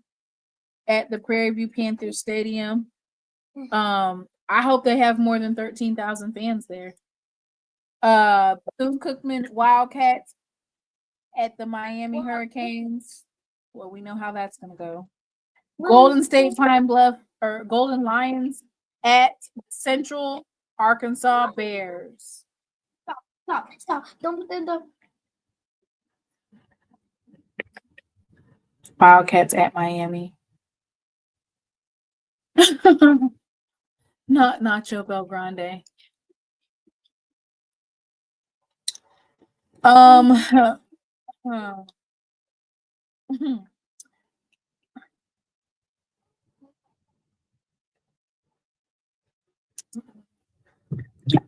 UTRGV is playing football for the first time this year.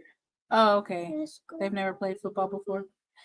G-Boom, you love calling somebody a hater just because somebody says your team's going to lose. Doesn't mean you're a hater. If you said that Jackson State was going to lose tomorrow, I wouldn't have anything to say. I wouldn't call you a hater.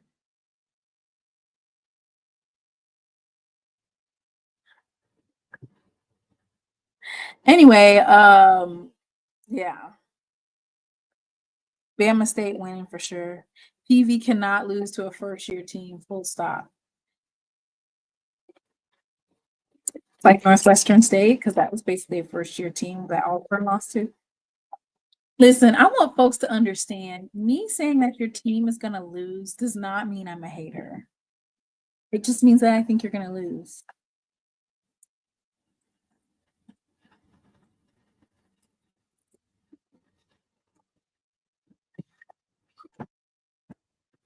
Ooh, I actually wouldn't mind seeing Southern beat Bama tomorrow. I know I'm in the minority.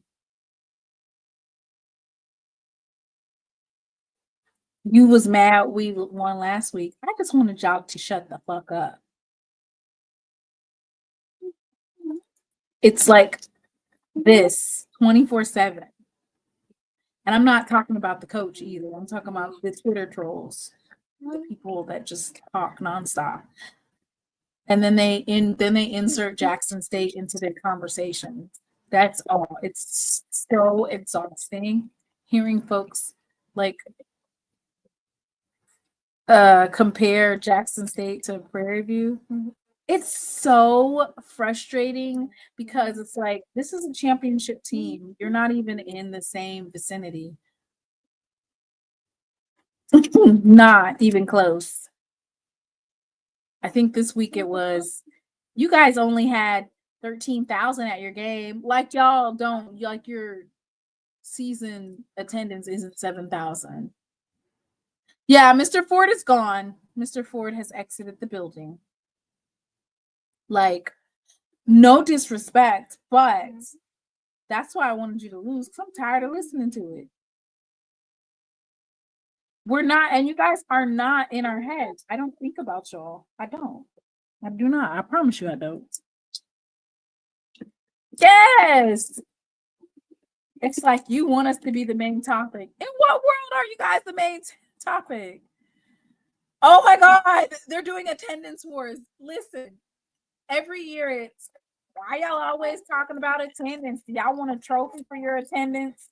Then when Jackson State has a time where we don't have attendance, all of a sudden it's, you guys have attendance wars. You guys didn't have the most people there.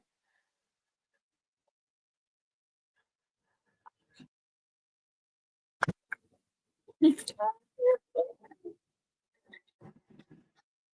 you so close to the computer? Doing all that. Who joined? Prairie View has a lovely stadium and can't sell out. I mean, beautiful stadium. Every student needs to be at that game on Saturday.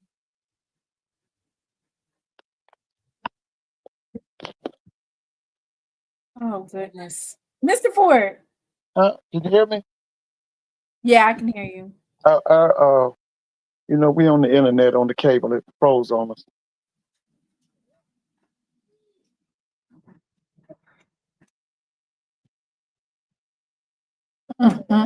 We had 13K last week and still lead the FCS in home attendance. You led in the last, Nobody cares. 40-some years, right?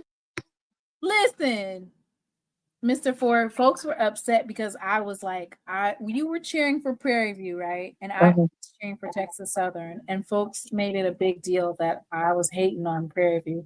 Because I want Texas Southern to win, I'm hating? No. I told them why. Listen, they gonna win, Mr. Motor. Texas Southern is gonna win. Ford, I'm I telling want you. them to shut. Texas Southern gonna win what? The West? I don't know if they're gonna win the West, but they're gonna win more than they lose.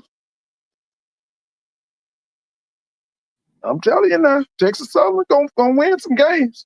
I think they're gonna be a force in the Didn't SWAC. you say that Prairie View got a weak schedule this year?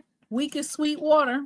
Yeah, they ain't got to play Jackson, do they? Do they have to play Jackson? No. Okay. I told y'all the team that plays everybody is the Southern Jaguars. That's who plays everybody.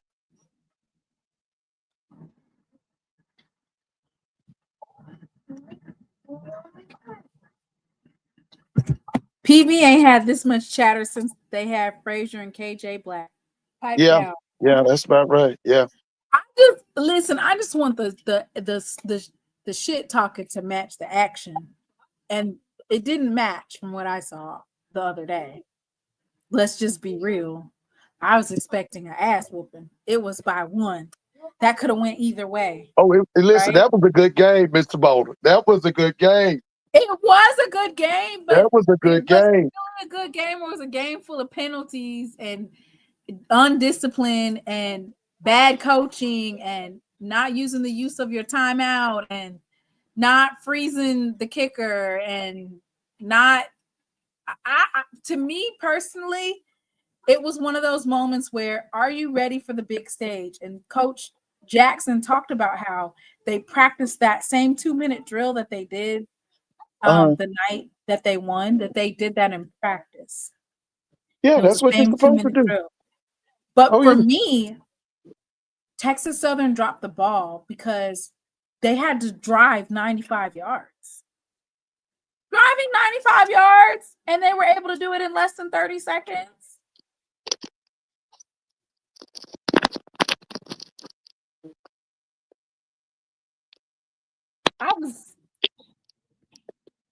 Look, we're just looking down at the game. It's the same way that I looked at all the other games, you know? The Valley wasn't pulling no punches versus Southern. 29-34. Coach T Buck is on to something. Yeah, I think he is too. I don't buy that stuff about Valley can't win. I think they can win. They get the right folks down there. They can win. I think they got the right folks. They just need the tools to win. So they have the nutrition there, and they have that training table. Yeah, I think they can win. I mean, they already beat FAMU once. Yeah. And the way FAMU been running, the way that offense was kind of stagnant versus Howard. Ooh, listen, that kid looked like the quarterback at FAMU looked like a high school kid. He looked like a high school kid. Can you imagine Valley winning in Atlanta again, beating FAMU again? Yeah, that's gonna be real ugly. You said it's gonna be ugly. Yeah, if they beat them up here in the dome, it's gonna be really bad. I bad it's gonna be? Uh, What do you mean it's gonna be bad? That's gonna be good. That's a newfound rivalry right there. and that's a get back game. Fam got to get them back, baby. And if they don't get them back, then what? It's officially a big Tell Blue to get the rivalry. list together. That's what. Tell Blue to get that list together. No, he's getting his full 3 years. We ain't doing 2 and done. They don't I even don't know, have. baby. Listen, I don't know. You know what? After I'm with them with that crew this week, I don't know. Mr. Mona, I don't know. They gonna raise the money again. You gonna be Yeah, paying out another because let me tell you, Mr. Mona, listen. Them people are shocked and dismayed. Huh? I'm serious. They shocked and dismayed. I don't know why. Why are they shocked? Okay. Howard University is not even a contender for the MEAC. Do they got a training table? Who Have fam? they set up their coach to be successful? Do they have the proper nutrition? Do they have the NIL? Is that fam or Howard? FAMU. Do they have the proper things in You know, place? Willie left them in good shape. Willie You know, gone. but Willie Willie gone. left them. Listen, Willie left them in good shape as far as off the season. And a lot of folks So- stopped doing stuff. I don't know if you know this or not, but a lot of stuff got pulled back when Willie left because it was on some. Well, we wanted Willie. Well, we're not. If we don't get the coach that we want, we're not going to do this, this, and that. I can believe that. I can believe that. Hey, Chuck, how you doing? Good evening to you all. Going into the weekend, this college, and I know the Chiefs and Chargers are playing Brazil this evening, and they were beating on the Chiefs. I don't know what the score is like now, but I'm looking at this. It's going to be quite interesting. I see your alma mater and is playing Southern Miss down in Hattiesburg, and see a lot. I'm looking at just this list of games that are going to be played. And as one of the games I see, you said, go ahead and get your check. And I was looking at the University of Texas Rio Grande. I think it's a school they have an NIL. I think they said something about them selling something with Mexican some Mexican sauce with University of Texas Rio Grande. I think that's what it was. I think it had some. It was one of those companies. If I stand corrected, I don't want to be just talking off. 13 and 12 in the third, Chargers. What? Not Yeah. the Chargers not the Kansas City Chiefs letting the Chargers win. Listen, Yeah, Jim beat them. Harbaugh ain't no Rudy Poop now. Jim Harbaugh is not a Rudy Poop coach. Mr. Do you Ford. think he's cheating? Do you think he's cheating up there too? Well, I don't know about cheating, but I know one thing. See, I remember his daddy. See, when I was in college, his daddy was at Western Kentucky. They used to play Tennessee State. Oh yeah, they beat McNeese for the national championship. Yeah, Willie Taggart was the coach. Was the quarterback. Yeah, they beat McNeese, the school I attended. Yeah. Listen, them Harbaugh boys can coach now. Don't get them wrong. They know what dad, they're doing. Could that father's name is Jack Harbaugh? Yeah. Yeah, is their dad still living? He's still living, right? Yeah. He's still living. Yeah, that's what I said. I remember him at He was Western Kentucky. Kentucky. Yeah. The Hilltoppers. That's what they called themselves. Yeah, the Hilltoppers. They won the national championship, beating McNeese. Yeah, you said a really good basketball program. That guy was named Clem Haskins. Yeah, coach at Minnesota. First black to play at West Kentucky. Yeah. There you go. Uh-huh. Hey, Mr. Ford, you were talking about that band director. You couldn't think of that band director that was at Morris Brown and South Carolina State. And then he ended up going to Allen. That was Eddie Ellis. Listen, I worked with Mr. Ellis at Booker T. Washington High School. Okay. When Morris Brown had that problem, he came over to our school and worked with us. And then he left us. Matter of fact, he told me the last day of school, he had just gotten a job at South Carolina State. Yeah. And then they had some problem. They let him go from South Carolina State. Last time I heard, he was at Allen University in Columbia, he South built Carolina. a band up there at South Carolina State. Yeah. Because see, Nikki Haley and them's plan was actually to close South Carolina State. Yeah, I remember They that. didn't know It they was was a gonna pure get the mess. blowback that they got. It was a pure mess there Yeah. Well, see, they in took the Colorado money State. that was supposed to go to South Carolina State and gave it to Coastal Carolina. Same thing happened here in Louisiana. We see that you know in Mississippi. It's not any different. Yeah. Yeah. So, what's going on with them Cowboys? What that man Well, name? That well, same they just old, lost. that Well, they just old lost last night. segregationist colonizer. What's his name? So Jerry Jones. Jimmy- I'm a Cowboys fan, but I can't That's stand what's Jerry going on with the Jones. Caliber. Yeah, I'm so happy for that Parsons guy. What's it? Michael Parsons. Michael That he got. Parsons. Yeah, he's going to Green Bay. Yeah, Hey, good. hey. Listen, that's just like Green Bay picking up Reggie White. They got a difference maker. They might win a Super Bowl. Yeah, I told people. I said they talking about. You say you a Cowboys fan. You know. They told you go with them. You know. I told them said I don't care for Jerry Jones. I said it's nothing against the Cowboy. I don't like him. It's like you supposed to still roll with them. And I'm like I don't go along with it. If I see a person's a problem, I'm not gonna just roll with them. You know, nothing against. I don't have anything against the Cowboys. Like I said, I like the Cowboys. I'm a fan, but I'm not delusional. I know Hey, better. sorry. No, I'm a hey, realist. Not looking for Blue. No, I don't know yes. everything. I love listening to you. I do, Blue. I learn a lot from you. I really do. I listen to you and Coach. I learn a lot from y'all. I do. Coach, you talking about Coach Hayes? No, you know, Coach from Alcorn. He's Coach the Fred.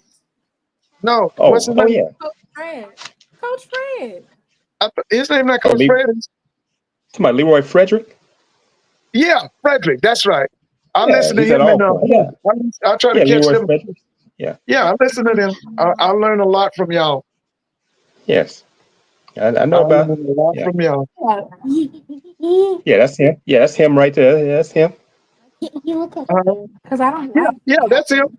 That's Yeah, him. that's Looking him. at that Jackson State whooping they put on him.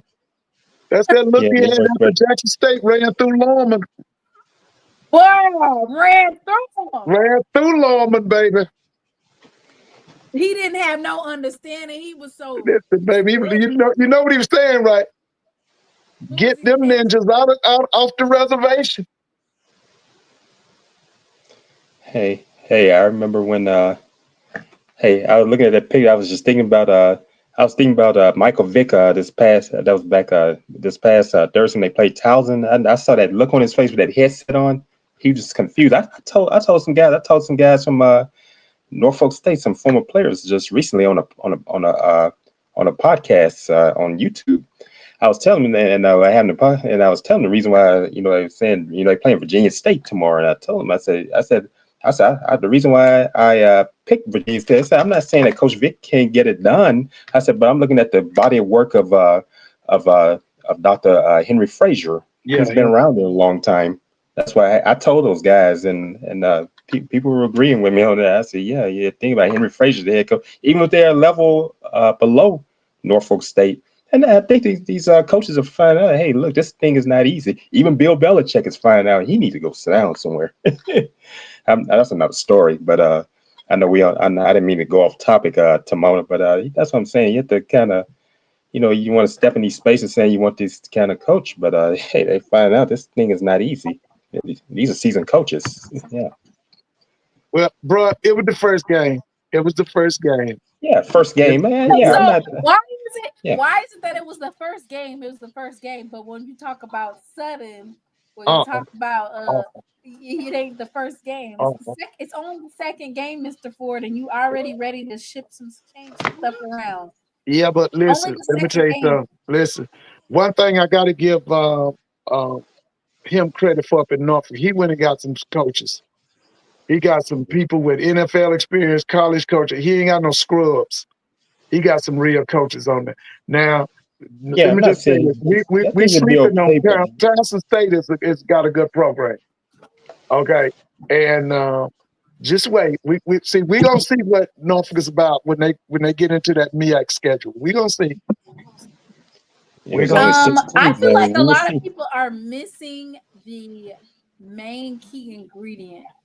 your skills positions, they're gonna come. Those come easy, right? It's not hard to get some fast receivers, you know. Oh yeah, they're down the dozen. Running back. The Yeah. trenches is what you have Yeah. to focus on. If you want to That's win, right. you have to have the trenches. Period. You got to and That's good what trench we're doing. coaching. And a quarterback. Don't forget trench coaching. Hey, and also another thing needed you two. You know, you need trenches and you need a kicker, which Oh, yeah, FAMU without a found doubt. out Howard beat them. You had to have a kicker. That's what beat FAMU. What's his name? Connord, his last name, I remember. Yeah. But listen, now one thing you know, Vic is gonna get bigger. Like I was talking about them Mississippi State offensive tackles and all. Next year, Vic will be bigger though. He'll be bigger because these are the guys. I think I'm not sure. I was about to say these are the guys Odom left him, but I think he went and got some of these kids too. Because he did the transfer portal now. Vic, Yeah, he did Odom. the transfer portal. Yeah, you asked about Odom. Yeah, Odom left. That was after that abbreviated spring 2021 season. That's when he left Southern. And Southern been going backwards ever since. Yeah. Hey, let me ask you something, Bro Hunt. I made the statement that Southern can win a championship in every sport. What's your thoughts on that? When I say that, I believe that Southern could win football, women's basketball, men's basketball, baseball, track and field. What's your thoughts on that? Oh, that's a great question. Like they have some problems in baseball now. Crenshaw, they want to get rid of him. He need to go. Listen, he should have been gone. Listen, I'm gonna tell y'all, Roman Banks. Listen, Roman Banks got to go. And the guy that was there, that you remember, he's at University of Missouri, and you know, they still living on, Roger Cador spoiled them, and the expectations, and they because it just goes back distance with Southern. You know, you think about Emory Hines and Robert Lee before him, and all those guys back from that time. That's the expectation, just like it is in football, and they had those expectations in baseball as well. Like I said, Coach Kadar is the latest that people they want to fall in. They want a program like that.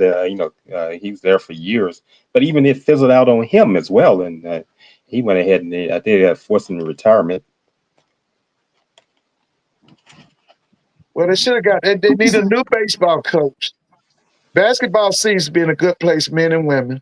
Yeah, Kevin Johnson is with the men's team. Yeah. I'm not saying you're gonna get a Ben Job type working out. I'm not saying, but like I said, they're improving. And I know Carlos Sanchez, what he's doing at that women's team. I watched him play it here in Monroe. He's at the University of Louisiana Monroe. It's the NLU then in the late 80s, early 90s. You know, he even won the slam dunk contest in 1991.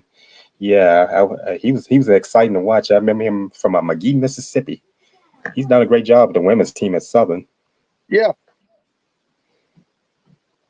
Yeah, they're getting some. They pay the second highest amount of money on sports. There's only one school in HBCU sports pays more money than in sports. That's Prairie View.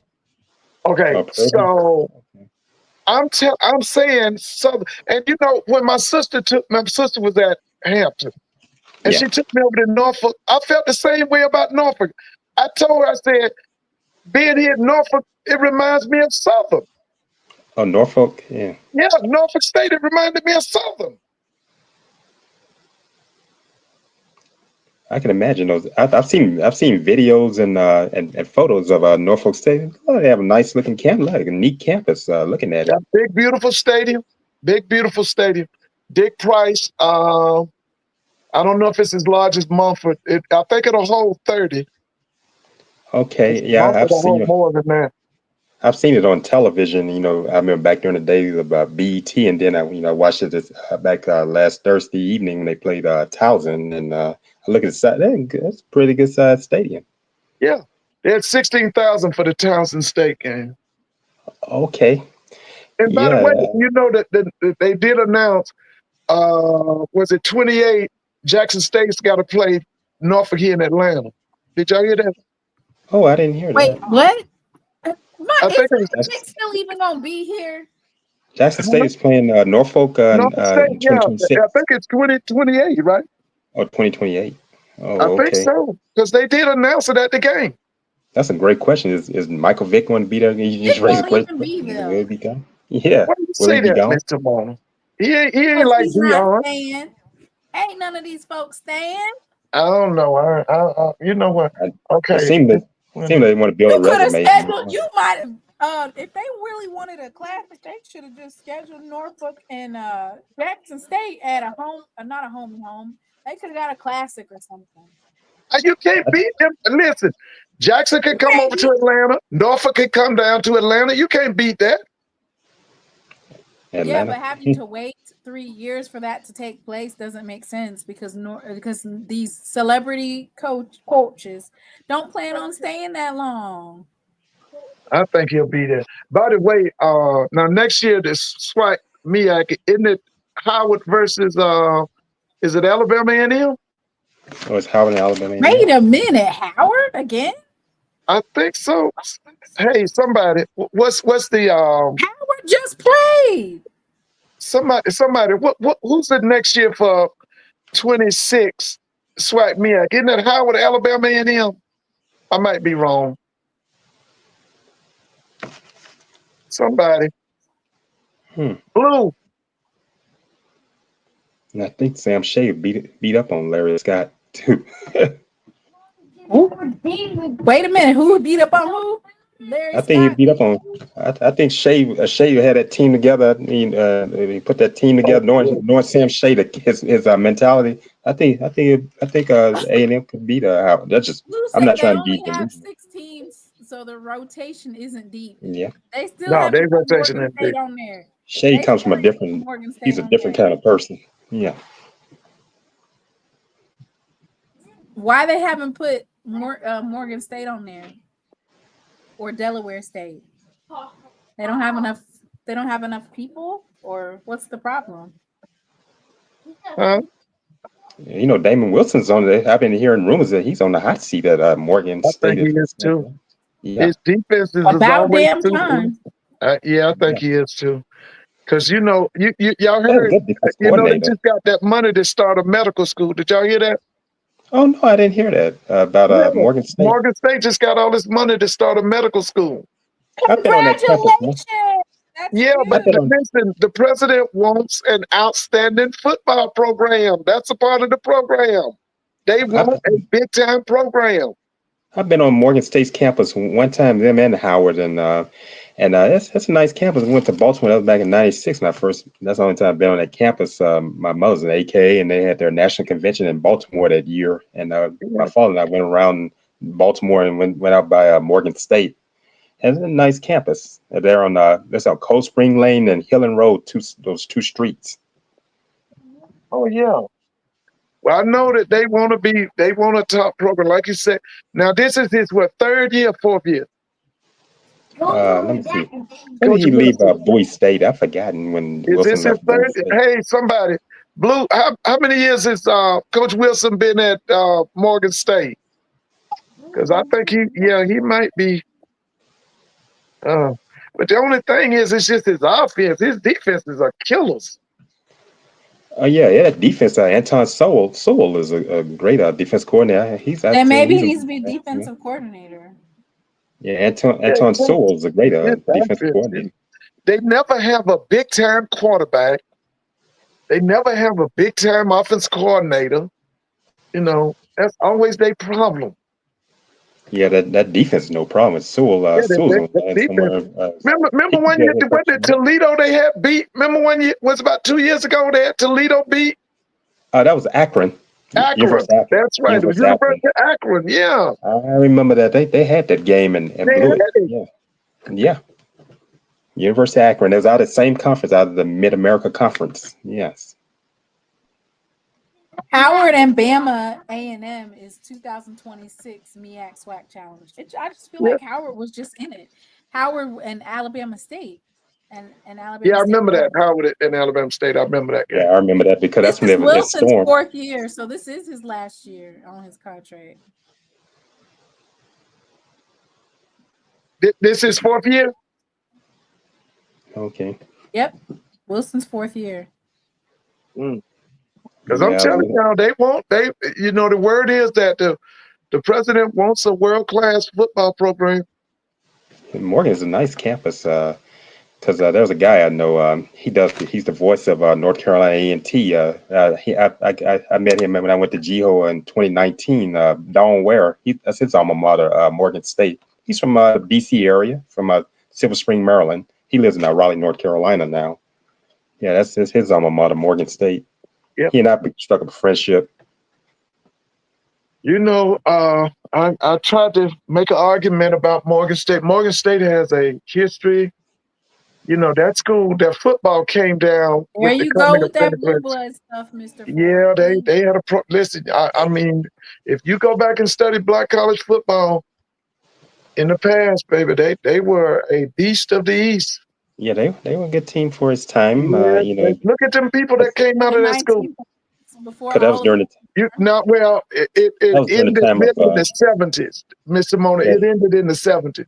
Because let the me late. tell you, the first Whitney M. Young Classic, it was Grambling versus Morgan State. Oh, that's the 35 of 1968 those game. players, this was 1968, Yes, sir. After King was assassinated. Yeah, they yeah, talked about it. Yankee 35 Stadium. of those players went to the NFL. The James 35 Jack of the Harris, guys was in homeboy. that game. Yeah, Dallas they went to Howell. the Dallas NFL. Howell from Monroe. Yeah. Yeah. Raymond Chester was in that game. Raymond Chester. Yeah. Raymond Frenchie Chester, yeah. Feefo. Frenchie Feefo from Has Deshaun Grambling played Harris. in the SWAC MEAC challenge? Why they don't never schedule Grambling for the SWAC MEAC challenge? Hey. And you know, Grambling used to go to the. Let me tell you all this. Grambling used to go to the when the FCS playoffs at one time. They played Boise State back in the early '80s. The Boise State ended up winning the national championship that season, and then they went in '85.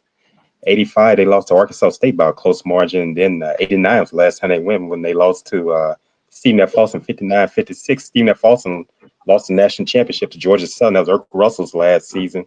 After that, Coach Eddie Robinson said he said that brought an end to the playoffs. And they said, hey, look, we need to make money. Well, it is interesting, like you said, Mr. Mona, that Grambling has never been in that SWAC MEAC championship. I mean, not SWAC, I mean the SWAC MEAC challenge. That is interesting. They have been in the Celebration Bowl, I think, twice. So what do we need to do? Who do we need to add? Was Grambling in the SWAC MEAC challenge when they were in I thought they went in Orlando when they played in Orlando. Yeah, They played South Carolina State. Atlanta. Since it's Oh, been in in Atlanta. Atlanta. Oh, in Atlanta. Yeah, Okay, I was about to say. Okay. Yeah. Okay, in Atlanta. Okay, I see what you're talking about. Okay. Well, I mean, all of it, that Celebration Bowl, that SWAC MEAC, all that's the baby of that John Grant. Basically, I think he determines that. He makes I remember that the old Heritage Bowl.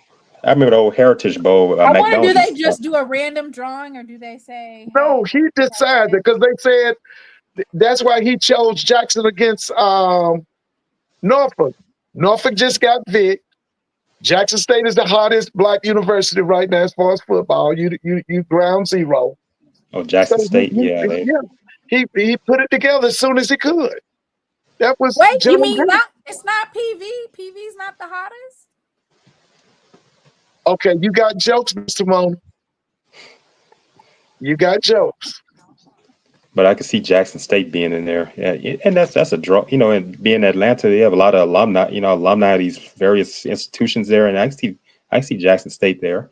You get a lot of people coming to those games and living right there in your city, Mr. Ford. Oh yeah. I mean, you know, like I tell people all the time, you know, if you don't live here, you don't know it. But the number one thing in Atlanta is college football. Most people think it's the Falcons, it's the Braves, it's all. Let me tell you something. You want to see Atlanta come alive? Get a good college football game. Ain't nothing bigger than a college football game in Atlanta, baby. White or black. Atlanta's that kind of city. College football town. It is. Because see, I remember when they used to call Atlanta Losersville. A lot of people don't forgot that, but they used to call Atlanta Losersville. Yeah. But now you want these people to get excited? Bring a good college football game here. Whether it's a SWAC matchup, a SEC, ACC, a good college football game in Atlanta, baby, you got some people fired up in there for that now. Oh yeah, they're gonna pack Mercedes-Benz Stadium when Yeah, they that's those what I said in my SEC. opening. It don't mean a damn thing for John Grant to be talking the off script. What we need for him to do is to make sure when we have a celebration ball, it's a sellout. Talking the off script ain't doing nothing. Make sure the celebration bowl is a sellout.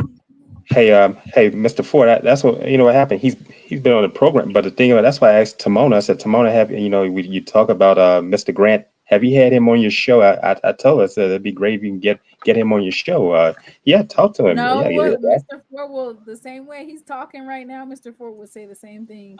No, I wouldn't, Mr. Mona. Oh No, I no, get him. wouldn't. No, we got to take a chance. I've become acquainted with Mr. Grant, and it'd Oh be no, great if Mr. you get Ford, him you on. be cutting up, boy. No, I wouldn't. You wouldn't say I it like don't- that. You wouldn't say it like that. You would just be He's like, he's well, been on listen, his program, but yeah, what type come of to your marketing bring him to and your program. advertising are you doing to these local high schools? You will definitely ask that type of question, Mr. Ford. But Absolutely. that's 100%. listen.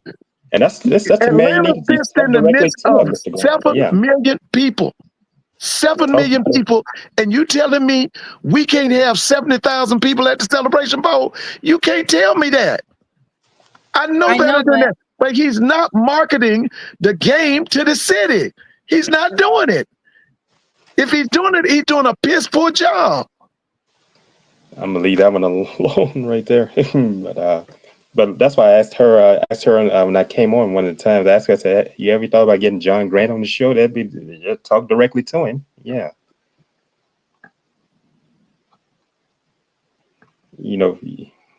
People go and put things out there, but yeah, you get him on and talk to him, and yeah.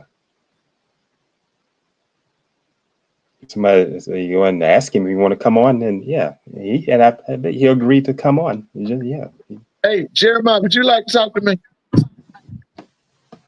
You have to say Jeremiah yay or nay. Clark, would you like to talk to me? Tell him, why are you playing him so close? Would you like to talk to me? Oh yeah. Come on up. Come on up. Yeah, I'm the kind of person. I'm just going to talk about the sports. I'm not, I love all your Jeremiah Clark, platforms. you want to talk to me? say anything negative about anyone's platform. I love what all you all do because you're not going to get this on ESPN and Fox Sports and all these other things. You have YouTube here. And I'm not going to talk about anyone's platform, but I said, what's popping, Jamal? I love what all you all are doing. Oh Lord. Why are you playing me so close? All right, let's go through these. Go through these games. Who you got? Grambling or Ohio? Chuck, who you got? Grambling State or Ohio? Well, and then when I say Grambling, go get your check. That's all I have to say on that one. Mr. Ford, who you got? I'm not even keeping up with it. I'm not keeping up. I'm boycotting it. I say go get your check. I'm That's all I have to say about that one. And enjoy the experience of the horseshoe. That's all I say about it. Jackson State versus USM. Who you got, Chuck? It happened that you all have you've built that team up, but I think when it comes down to it, with the numbers, being there at Roberts Stadium, I'm gonna go ahead and say I'm gonna say Southern Miss on this one. It's not the fact that they ain't better than you all are. I'm just looking at the numbers that they can carry, and the thing about, I think when you started substituting that, I truly believe it's gonna be USM. Mr. Ford. Oh, I want Jackson to win it. I want Jackson to look good. I'm gonna go with Jackson. I'm gonna go with that. Texas Southern versus Cal. Cal by 70. Oh, I have Cal. That's what I said. That's a payday. That's a payday for Texas Southern, and I hate them games. going to Berkeley. Yeah, that's a nice trip to Berkeley to Silicon Valley, and that's what I'm saying. That's why I'm gonna leave it there. FAMU versus the Florida Atlantic. Probably Florida Atlantic by what, at least 3 touchdowns. Yeah. Yeah, I think Florida Atlantic. it's not the fact that Florida Atlantic's so great, but the thing about things will come down to the, like I said, the numbers. I think FAU can win. From what I saw at FAMU, I wasn't impressed with them in the Orange Blossom Classic. Southern Jaguars versus the Alabama State Hornets. Who you got, Chuck? Alabama State. I think Andrew Body is going to. They better keep him healthy, and I think he's going to let loose on them. What I've seen of Southern, sorry, Southern Knights. I just don't have faith in you all. Mr. Ford, who you got? I got Alabama State. I don't want to say it's going to be a blowout because Southern's got some pieces on their defense, but I just feel like Southern got to win it. Alabama State got to win this game. Walk in your trap, take over your trap. Yeah, they got to win this game. Trap, take off your trap. Walk, trap. Walk in your trap, take over your trap. Valley versus Tarleton. I think Tarleton, and looking at how they boosted that program, and I truly believe that Tarleton is going to beat Valley, and I think Valley will put up a fight with them, but at the end, I think it's going to be Tarleton. Mr. Ford. Yeah, of course, we're pulling for Valley, but this is going to be uphill. It's going to be uphill. So, yeah. I don't know. Alabama A&M. Oh. Yeah, what were you saying? Alabama A&M versus Alcorn State Braves. That game is in Huntsville, in Normal. Yeah. I thought they was having some type of that's a Normal. Classic. I'm gonna have to go with Alabama A&M. I think Alabama A&M. Norman, Yeah. you going for Alabama A&M? Yeah. I think if they play it off, I think Sam Shea comes with a different mentality and knowing how he's building that program. I truly believe it's going to be Alabama A&M beating Alcorn. What has happened with Alcorn? I know it was just that one game. Randy got Alcorn. They're going to have to improve.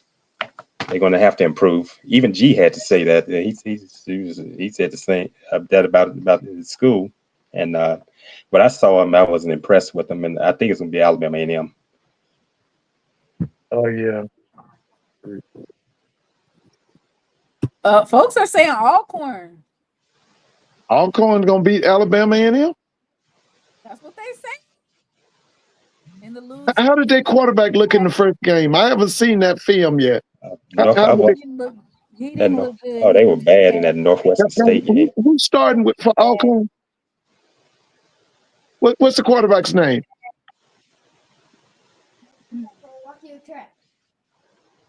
What's the quarterback's name for Alcorn? Give me the fighting Leroy Fredericks. Leroy Frederick, yeah. Hey, they better win something, Mr. Ford. Let me Blue. What's the quarterback's name? They better win something. Yeah, he was there last year, right? Chiggers, itching. Hey, did Cedric Thomas get that line that he wanted? He was talking about that. Yeah, that's what I want to see him too. I want to see what they look like. Yeah, he was talking about that line he wanted. Jalen Tolbert. What's his name? Jalen Tolbert. Oh, okay. What information you got on? What kind of biographical information? Mr. Ford, he's from Howard. Oh, he transferred from Howard. Yeah, I remember him. Okay, yeah, I remember him. You remember him? Yeah. Look, I need for him to. He gonna have to show us something. That's the one key ingredient that you need. That's gonna basically, he said that he bolts up the trenches. That guy looked like he been drinking. Yeah, but he said that after the game last year in Lorman, they did the metrics. They was 3 inches too short of their position and 28 pounds too light of their position. And he said, like you said, huh? Didn't you say they can't be getting no butterballs? Yeah, they can't get no butterballs, man. That Southern got them butterballs in the middle of the Yeah. defensive line. And I And, think they in the way of that kid Givens. They ain't helping him. yeah, I'm looking at I'm looking at what Hey, Jackson State he has that needs line. another edge I keep rusher. looking at that. Yeah. Huh? I was gonna say he needs an edge rusher. Yeah, that's what I'm saying. Listen, I'm gonna say it again, y'all. Southern deserves a big. Prairie View got a big time coach. Southern deserves a big time coach. They said the guys couldn't fit in their uniforms on that O line. Well, I didn't have a problem with the O-line. It's a defensive line. Listen, from week 1 to week 2, there should be some big improvements. Oh yeah, that's right. Otherwise, them folks are going to be dragging you up and down the field. You have to make those changes immediately. Brandon, they say, listen, I worked with about 7 or 8 of them this week. They hurt. I like the word. The term I said there. It's shocked and dismayed. The FAMU folks are shocked. They are shocked and dismayed. Why Okay, are they so shocked? Because listen, baby. I done told you this 100 times. In 80 years, FAMU only had 12 losing seasons. They didn't lose last season. Huh? They didn't even lose last season. But they got generations of people who grew up with FAMU winning big and winning national championships. Yeah. Man, you done remember you had that generation. Yeah. Hey, I told you they had something called Gaither days. Yeah, I told you they about came through that generation. See, those people came through generations of Jay Gaither and Rudy Hubbard. What they said on the quarterback club? I watched some of it. I got a chance to watch the recording. See, I've become acquainted with Vaughn Wilson. He's about the youngest one there. I grew up reading Vaughn Wilson's daddy. Vaughn Wilson's daddy used to be the voice of FAMU. He did all the writing about FAMU. His dad. Vaughn's a cool guy. I love him. I love Vaughn. I remember his dad.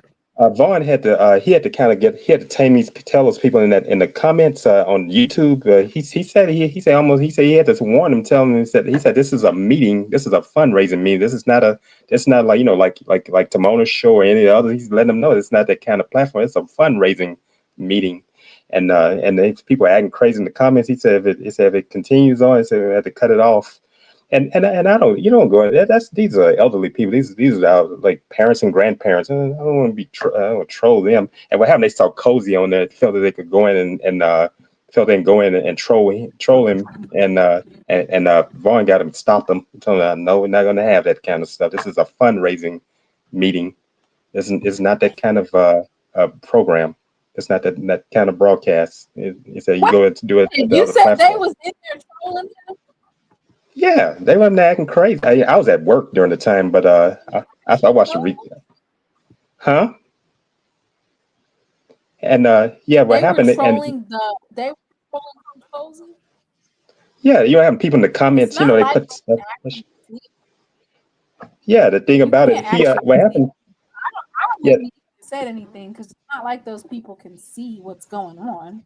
Yeah, because what happened? That's what he said. It's a fundraising event, and he's right to address it because the thing about it, that's what he said. That's not that kind of. This is a fundraising meeting for the school, and the thing about it, Cozy came on. They were asking him those. And one thing about those folks in that meeting, they will ask. They will come with those questions to. They asked Coach Cozy some questions, and he was going through with those questions. I mean, he was going through answering them, and I said, and they were keeping it coming. Though the men and the women, they come to questions. the elderly. Hey, one thing about the elderly, you can't. They don't let you fly with those. They not let you slide by. I meant to say, they want some answers. And plus, they're paying money. Those people are donating money to that program. That's what I'm saying. Those people, these are people who are retirees, and these people came through like Mr. Ford told you, Timoni, these people came through Jay Gaither, and they remember Rudy Hubbard and all that. They saw those. They saw that era. They saw the worst stuff. The days of old. Yeah, they saw it, and Ken Riley, Vaughn Wilson played for Ken Riley, and I remember Ken Riley in the '80s, and then Billy Joe came along after Ken Riley, and they're accustomed to that type thing, and when they had those down years, and they took it hard, just like you all did at Jackson State when you after Rick Comagee, it just. You had those down years, and then came the years after. Y'all had Howard Jackson, Tony Hughes. What's that guy name? John. What was John's James name? Bell. They had James Bell, John Hendrick. John Hendrick. Yeah. Yeah, you had all those people there. Put all that pressure on him. Huh? I'll be having unrealistic expectations. Yeah, those expectations are high. Hey, and you know what happened? I think the Grambling Knights have learned that. TC Taylor, so y'all might as well hang it up. The same way y'all was giving out passes when Deion Sanders was here, you might as well give out passes while TC Taylor is here, because ain't nobody beating him in the SWAC. Yeah, you know what happened? That's what happened. That's the expectation of Jackson State, because W.C. Gordon went through it. Even when he was winning, it was constant pressure on him to win. That's why. Anytime he lost, them people in Jackson gave Coach Gordon the hell. Yeah. And the first thing they would bring up was that he was a graduate of Tennessee State. Yeah, they would. Yeah, he was a graduate of Tennessee State. Yeah, they did. We got to know Coach Gordon. Nice guy, and may rest in peace. Yeah, him and I became acquainted with him, and I've talked to his sons. One of them has passed on. Craig has passed on, and Robin is still living. He coached Robin at Jackson State, he was catching it back during that time. Tomorrow, I can tell Mr. Ford and I can tell you about W.C. Gordon.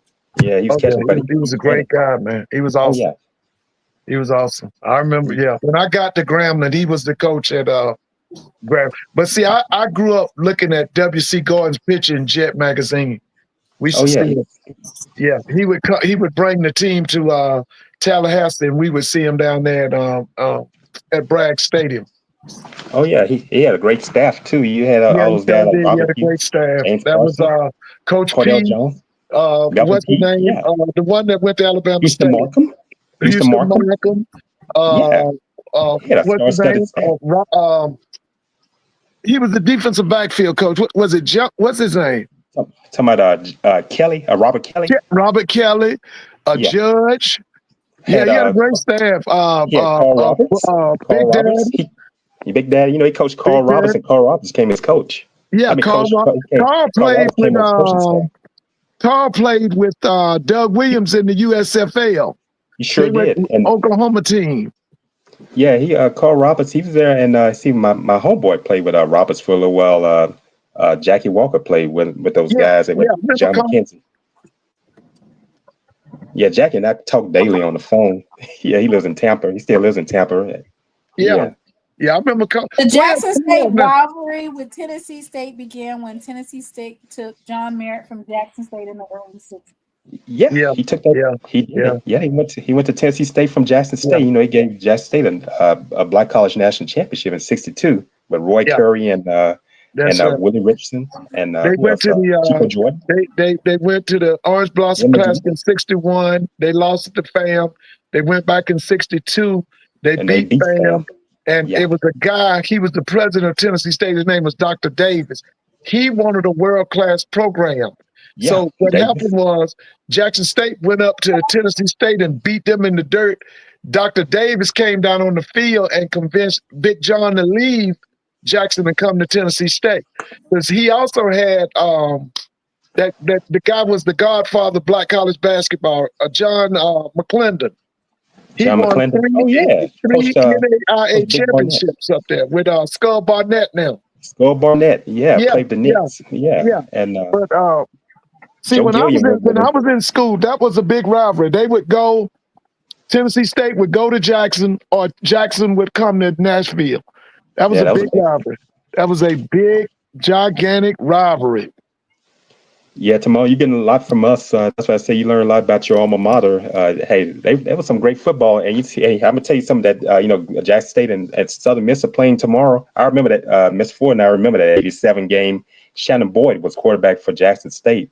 He had a wide receiver named Ricky Flowers, and then on the defense they had Kevin Dent from Vicksburg. His father played basketball at his father and my father, best of friends. Mr. Belton, then he's still living today. His father played basketball at Grambling. He's from New Jersey. He still lives in Vicksburg. And Mr. Dent is still around. He's Mr. Dent is 90 years old now. And Kevin was a free safety. He by the way, he's in the College Football Hall of Fame. He's a SWAC and College Football Hall of Fame. And I'm telling you, they had a Connor, Darian Connors was playing that. They gave Southern Miss a game that they Brett Favre, I call that, he should be in prison right now. But yeah, he was a freshman during that time. That's when they had Jim Carmody was coaching then. And they had a running back named Shelton Gandy that was on that team, that running back for Southern Miss. And Jackson State's defense gave them a tough time. I remember that. They didn't have a game on television or anything, but I was reading the newspaper clippings for that time, Timona. And one thing, Coach Gordon had them ready. They lost the game, but he had them ready. I think they lost about 10 points, if I stand corrected, during that time. Yeah. He had them. Those coaches had them ready in Hattiesburg in '87. Do you think they'll invite Jackson State to play in the John Merritt Classic? Who's running the John Merritt Classic? Do you guys know? Is that the one in Memphis? Is that the one that they had pulled out? Is that the one Jackson pulled out of in Memphis? No, that's Southern Heritage. That's Southern Heritage. Okay. John Merritt Classic is different. Okay. All right. Okay. All right. It said in 1987, the refs. Lewis Tillman. Yeah, Lewis Tillman was on that team too. Yeah, Tillman. I watched Tillman play that. Lewis Tillman ran all over USM. Hey, Lewis Tillman I forgot about Lewis Tillman. Thanks for that, JSU Tigers. Yeah, Lewis Tillman, can't leave him out. I watched him in 88. He broke Walter Payton's school record on Grambling in 88. That's when the two Tigers got to fighting at halftime. To just got paid by Johnny Kemp. The Jackson State's band was on the field. They threw down Wavy Dave and Psycho threw down, and their heads came off. They were throwing down. I thought they were playing. Man, the band personnel from Sonic Boom had to run out there to break them up at halftime. It was funny. They didn't have the children there. What happened? Wavy Dave and Psycho, the two Tigers, got to fight. You know, Wavy Dave used to wear the big bow tie during the time. 88. I was in 8th grade during that time, and that was 88. Man, just got paid by Johnny Kemp was out there. That's what the band was playing. Wavy Dave come out and did his dance routine with his bow tie on, and the Grambling Tigers say he's gonna come into the show, and boy, Wavy Dave started throwing down. He was pissed with Psycho, and he knocked his helmet, his head came off, and his head and Psycho's head came off, and yeah, it got wild that evening. Man, Wavy Dave was mad. Yeah, may rest in peace. I know Dave Chambers has passed on. Yeah. Yeah, he was Wavy mad. body slammed that golden eagle. Wavy Dave was something, man. That joker was fighting a minute. He got into it with I think when they played Grambling, they got into it at the goalpost. I think he and one of the Grambling band directors. He pushed one of the Grambling band directors. It got ugly. Wavy was something. I say he rest his soul. He didn't mind fighting. Wavy Dave fought the USM Eagle? Yeah, that's the kind of person he was. I remember Wavy Dave. Yeah, he was something. We need that in our life, because from what I'm told, we're getting ready to do a kumbaya.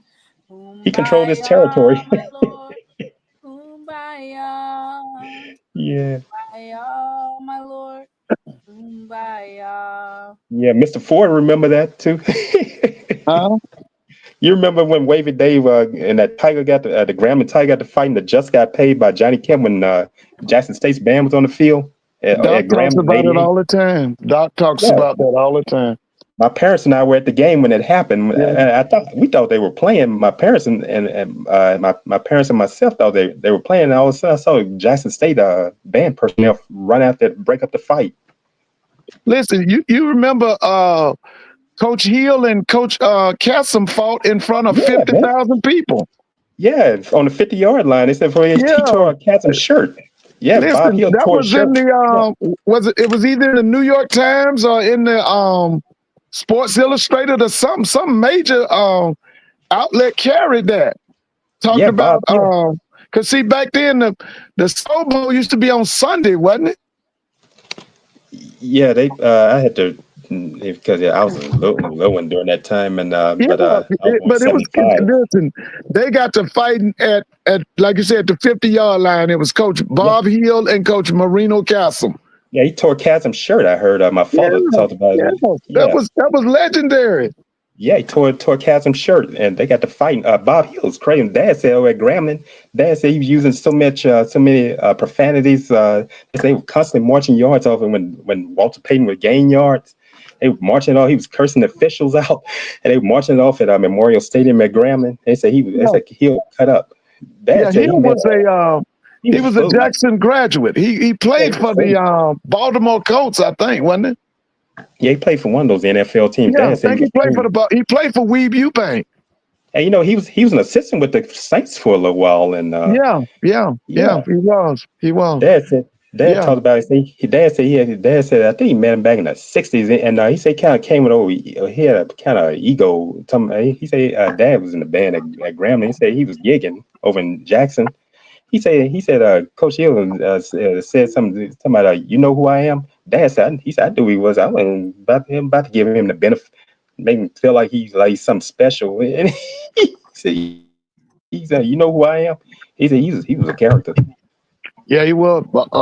And he believed in. He loved scrimmaging every day. His practices were brutal. Everybody talks about that. I heard about practices were brutal. They had to fire him. That's how W.C. Gordon was his defensive coordinator. W.C. was on his staff. Yeah, and W.C. went out and hired all them successful high school coaches. That's how he brought in Houston Markham and all that crew. What's his name? Big Daddy. He brought all them in. Big Daddy Carson, James Carson. Yeah. He smoked them cigars. Coach Pete. Pete. What's it? Cardell Jones. Yeah, Houston was a Alcorn graduate. He was a legendary coach in Vicksburg. Yeah, both of them coached at Temple High School, the Black High School in Vicksburg. Yeah. Markham. What's the name? Is one of Markham's boys. This 6 hours between Jackson and Nashville in those days. Say what now? Driving. No, they didn't. I remember. I know all my friends. Listen, Tennessee State went down there with Joe 747 Adams, and Jackson State had a boy named Perry Harrington. Jackson used to run the wishbone. Tennessee State ran an NFL style offense. Man, them used to be some games, man. I remember one year Perry Harrington broke a run about 70 yards. It was the last play of the game. They had some ball players at both of those schools. And, they had some boys, but Perry Harrington went to the Eagles. He went to the Eagles. It was Perry Harrington. What's that boy?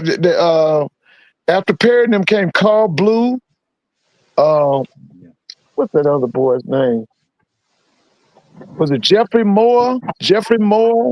Ricky Patton. Heard about him. Yeah. Ricky came into the Falcons. Perry and a boy from he was from Alcorn. They all went to the Eagles. Talking about Roynell Young. Yeah, Roynell Young. They all went to the Eagles. He played with my neighbor. Roynell Young from Alcorn State. Yeah, Roynell went to the Eagles with Perry. Perry and them they all went to the Eagles. You know what? Leslie Frazier was down there. Leslie was at Alcorn. I can't remember who Leslie went to. One of his Eagles teammates live on the next street from me, from Monroe. Charlie Smith played at Grambling. Wide receiver. Yeah, played with Harold Carmichael. Yeah, he's still track coach at the Wasserman High School. I remember Charlie. That's my neighbor. He lived on the next street from me, and I grew up with his son, Charlie Jr. Call him Lil Tank. Yeah. And Mr. Mona now, Harold Carmichael. That's a Southern Jaguar. He was actually from Jacksonville, Florida. He was 6'8". He was about 6'8". He was a Jaguar. Mr. Ford, I had to give you a funny story. When my father was talking about in 1969, Harold Carmichael, he was a senior during that time. When that's when they were playing home and home. That was before the Superdome. And Dad took me at Grambling. That's when Southern beat them at Memorial Stadium.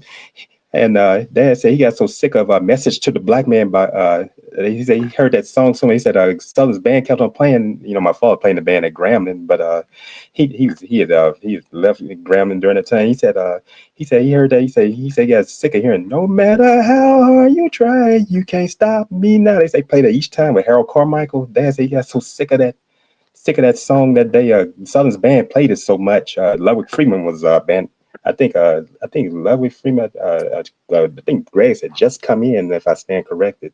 Grace came in '69, and he said they played that message to the black man so much. I think it was '68. That was 1968. I mean, not '69. Grace Safe came travels.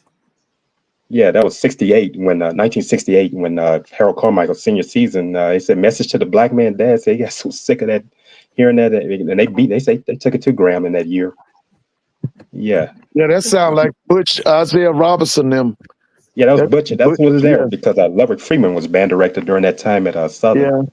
Yeah. That's the man who brought the Michigan style to Southern. He got his master's from University of Michigan. Ow, you're on my hair. Yeah. The Chiefs just lost. I knew when I was watching that game earlier, Timona, they were getting beaten. That defense beating on Patrick Mahomes before I came on just here. Told y'all that Jim Harbaugh is a hell of a coach. Wherever Harbaugh go, they gonna win now and gonna win big. He was getting up. Mahomes was getting up kind of slow because they were bringing it to him. Yeah, before I came on here. Yeah, but I had to share that one with you, Mr. Ford, about my father talking about message to the black man. Said Southern's band played it over and over. They were kind of like USC. You know, USC played that music over and over again. Yeah. To irritate the opposing team. They said that's what Southern did. Yeah. Y'all be careful coming down for the game. Make sure that you go the speed limit. Don't even go 3 miles over because they pulling over everybody. They handing out tickets. It's like candy for Halloween in terms of tickets and speeding. We didn't get to finish up the choices. So that's their quota. They had to meet their quota. Okay. Yeah. The Prairie View Panthers versus the Vaqueros. Who you with, Mr. Ford? I mean, I'm pulling for Prairie View. I don't know too much. I think that the other team is kind of good, right? I heard about them. I don't know. They said it's their first year of football.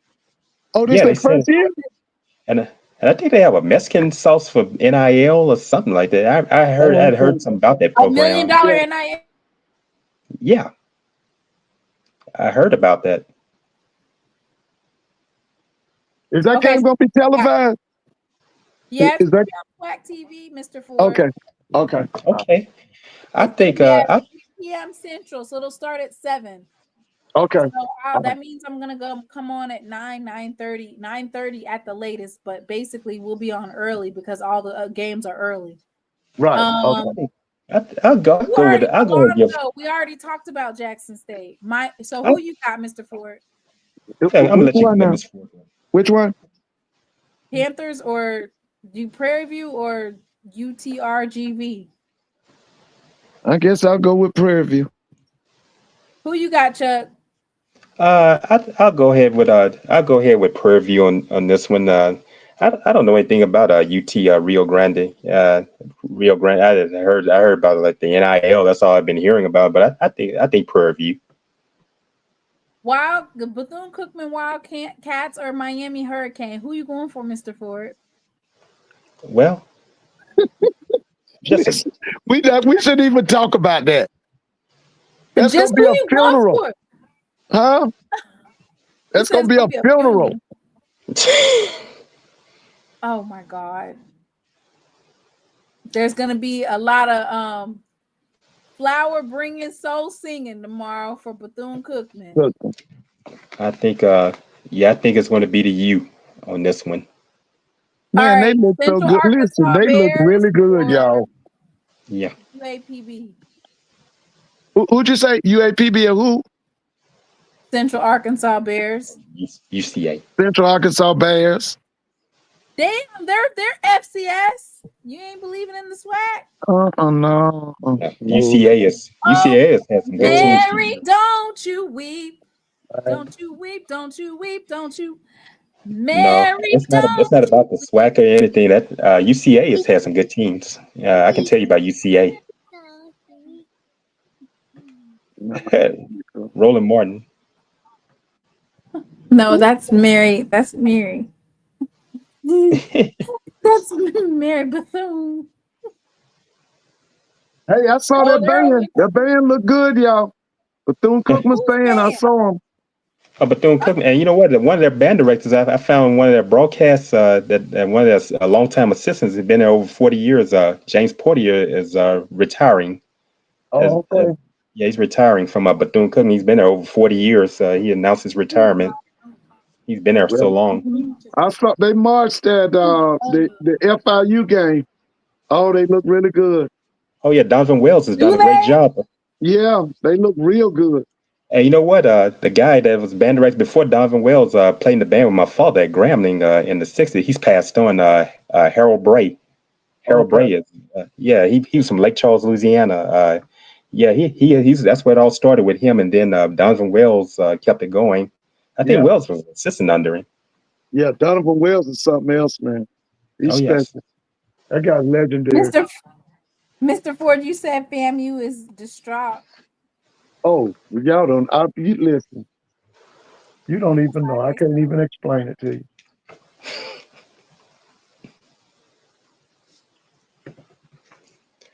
you. You put that picture. I remember that picture. I'm gonna leave that one alone.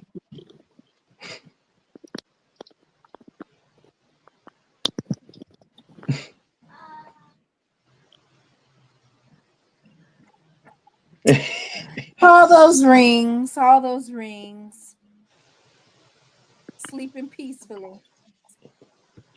Hey, wait a minute. Is she in the comment? No. Okay. I don't want to be up here and I want any smoke from her. Hey, listen, you remember the kid from Norfolk State, the first kid, is he out? Remember the first quarterback, did he get hurt? Because they started playing that kid, Otto Kuhn. Yeah, I remember when they put Otto in the game. Well, I'm saying, did the first quarterback, did he get hurt? I don't think so. I think they were just rotating. Oh, they were just rotating. Okay. Because Otto Kuhn to me looked good. Yeah, he did. I thought he looked good. And they better play him tomorrow against Virginia State. Speaking of, you talking about Tiffany Dawn Sykes, I know she's athletic. That's her alma mater. I'm gonna tell you, Dr. Henry Frazier is a proven coach. Yeah, he is. I remember him at. Did you see that? Yeah. They moved to a different conference. Did you see that? Who was that? Virginia State. They're not in the CIAA? They're not in CIAA? They're CIAA schools. They moved to the HBCU AC. Oh no, I didn't know that. They were CIAA. It says, let me see. Yeah, they're in the CIAA. That's all I've ever known about Virginia State. No, they moved. Oh, they did? That happened just this past week. Oh, I didn't know they moved. All I'm thinking about them at CIAA. Watching Virginia State through the years. Yeah. So it's the men and women's lacrosse program. Oh, that's those programs like that. Football, they still CIAA. Yeah. Okay. Trojan men or Trojan women. That's those lower. I didn't mean to say lower end program. Lower. Yeah, it's like some of their programs because CIAA doesn't or this Yeah, they don't have those kind of. It's kind of like what Howard did. Howard is an NEC in those programs like swimming and all those other things, and those programs like that, softball, baseball too. Right? Do you think? Yeah, baseball. Do you think two quarterbacks equals no quarterback? No. Do you think? I believe you're supposed to have 3. No, but we're saying that's in the actual hunt. Like when you are every Saturday, any given Saturday. And you are still trying to figure out which one's QB1, doesn't that mess up the flow of things? Like we know that that Jacoby Morgan is QB1, right? But Right. any given Saturday, we have competent enough quarterbacks to step up to the plate.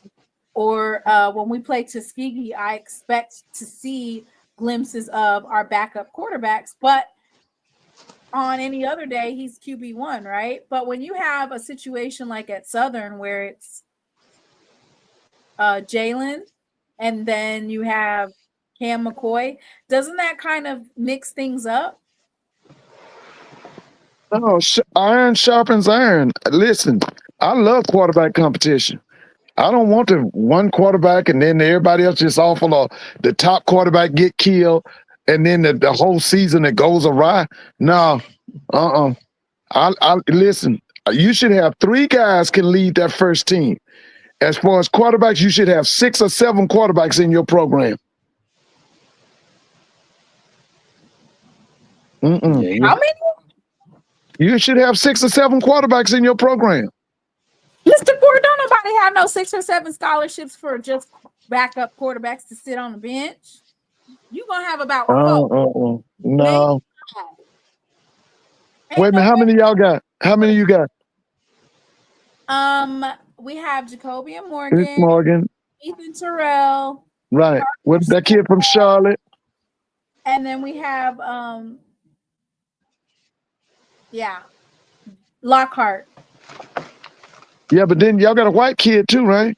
Okay. Parker Stofa. So what y'all got, 4 or 5? 4 and a possible. We got 4. Yeah, listen, I believe in a lot of quarterbacks, baby. Because like Steve Wilson told me a long time ago, you ain't got no quarterbacks, you're going to get Not fired. when you got a quarterback room full of basura.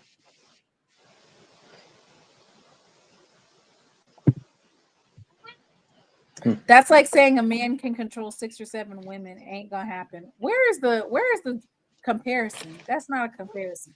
I think if you have 4 or 5, you're good.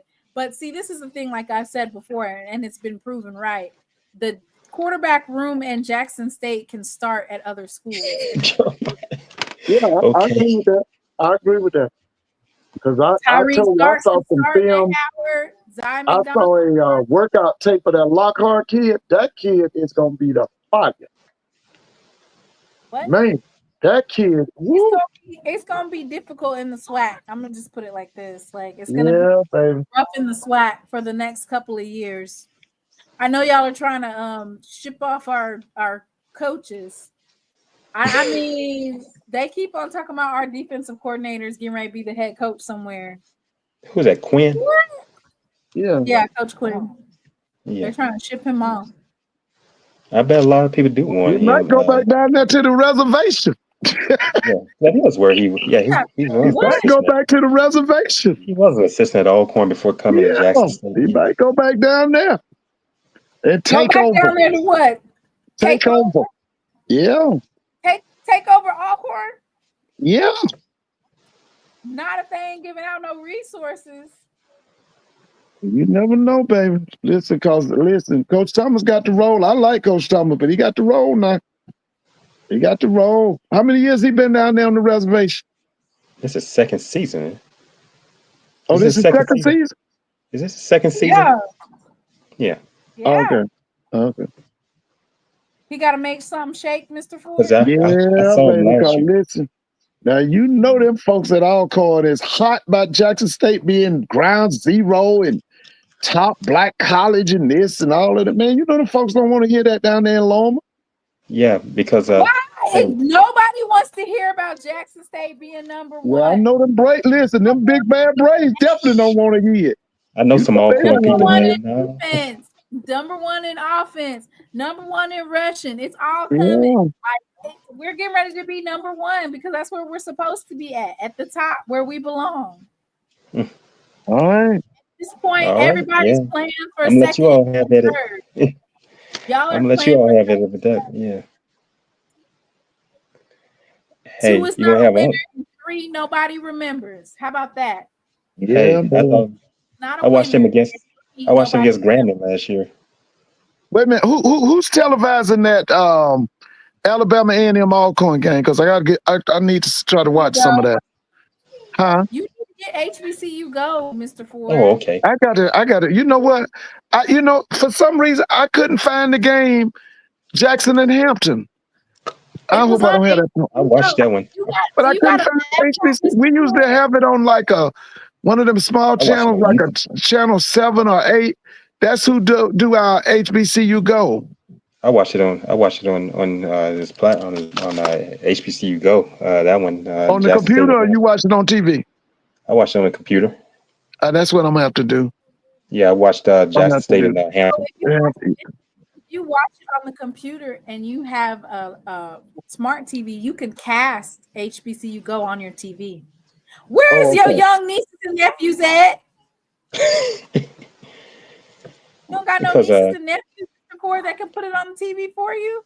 They all 'Cause I go think, to school. I got one at A&T, one at Tennessee State, and one at matter of fact, she called us. She went to the game when Tennessee State played North Carolina A&T. She went to the What game. did she say about it? Was it good? Was it a good crowd? No, it was 8,000 in a 72,000 seat stadium. You lying, Mr. Ford. You can look it up. Just look at the box score for. No, we ain't finna do attendance wars, Mr. Ford. Yeah, it was 8,000. Tennessee State. Listen, Tennessee State's biggest game for years was Tennessee State versus Jackson State in Memphis, Tennessee. My niece told us that's why everybody up there was so mad. She said everybody at Tennessee State hated Deion Sanders when he started that shit about canceling that game. And she said everybody hated him because she said the thing at Tennessee State was for 4 or 5 undergraduates, get a car and then drive to Memphis, and then they all get one room.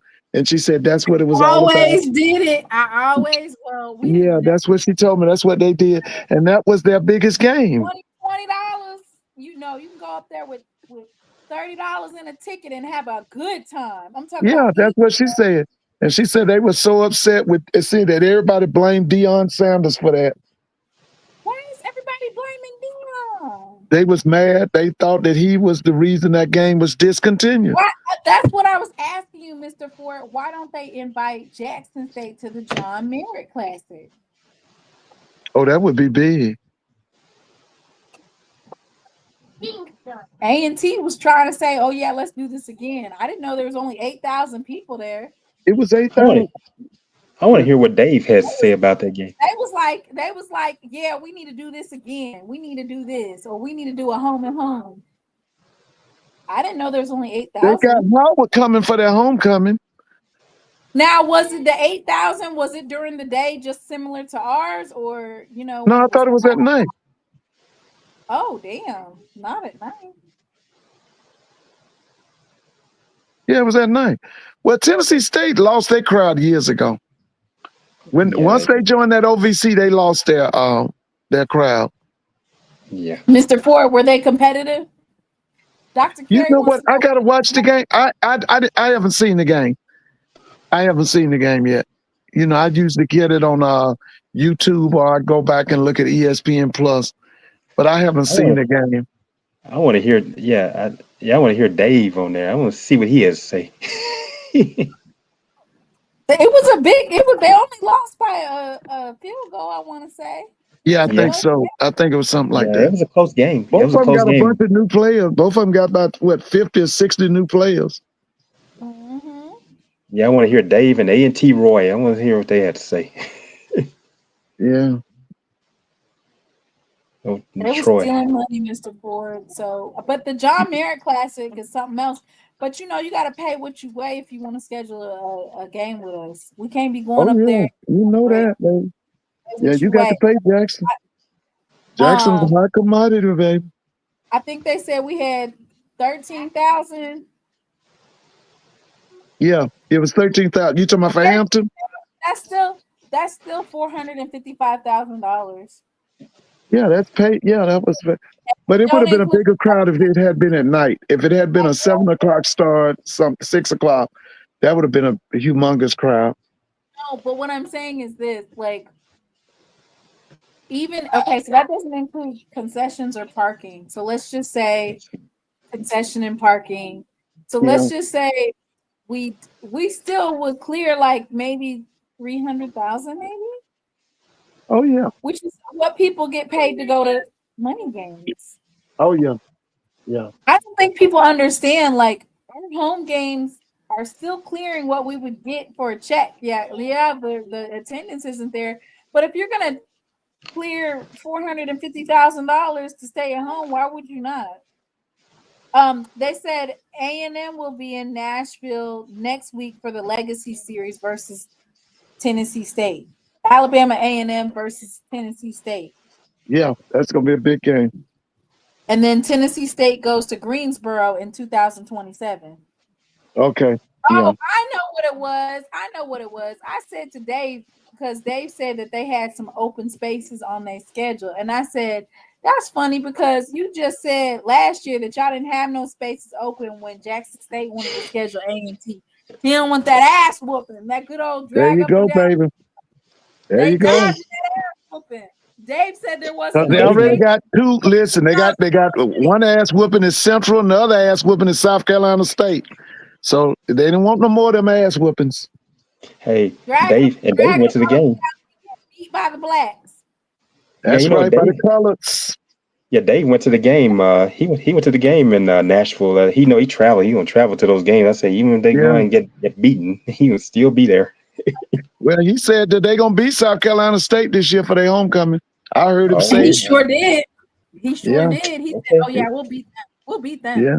Yeah, Just we'll because beat they have them. Sean, He talking big boy talk. just because they have No, Sean it's Gibbs as head coach. delusional. It's delusional. Hey, No, Mr. this- Ford, he said that they program turned around. And as hard as Hampton was playing, even though I really think Jackson State, I'm gonna be honest with you, I really think Jackson State was playing.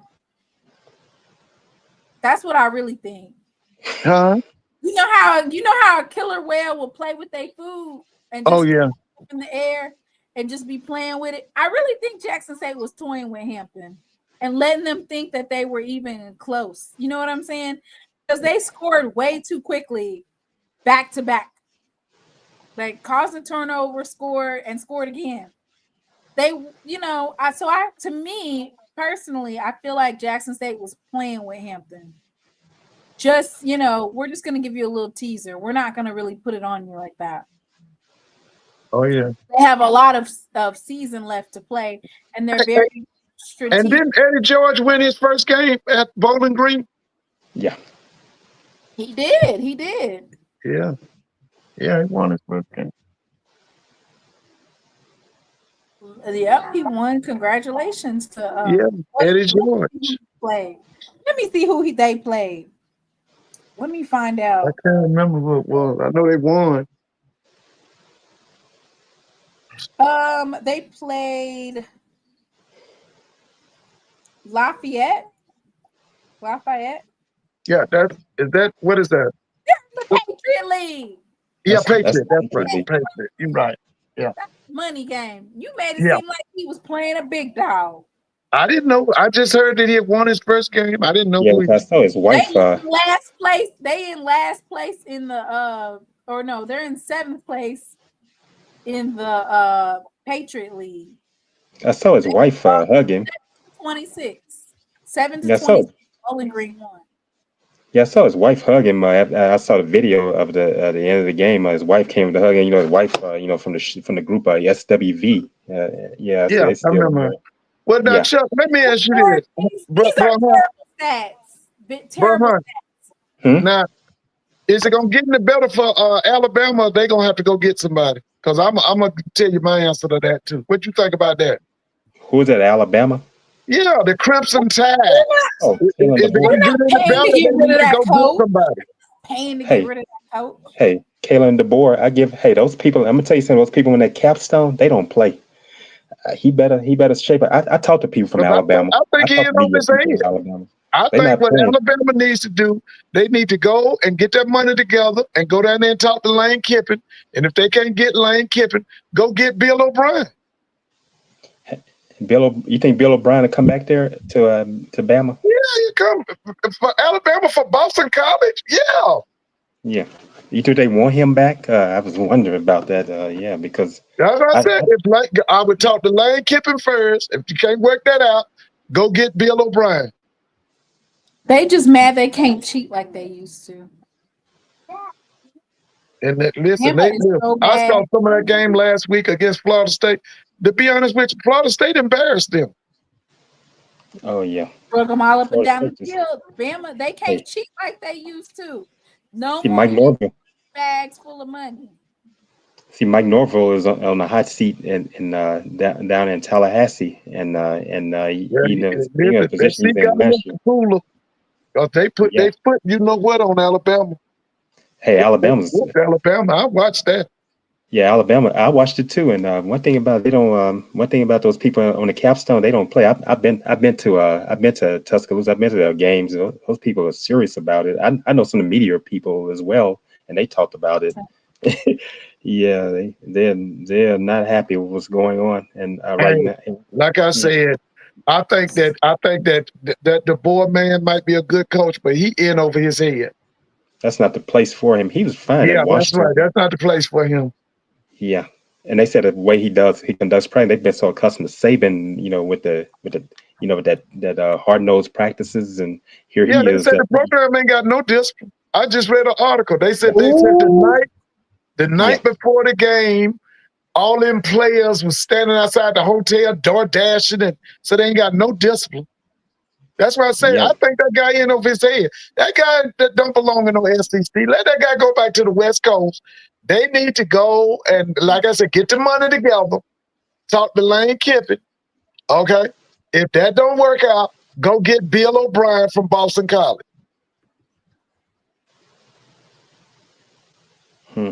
Okay. I'm gonna play it what they said, what he said. This is what they said about these new age kids, new age practices, and how folks are handling the locker room and stuff. And so this is what basically they're saying about kids dancing all in the locker room and prancing around, how stuff needs.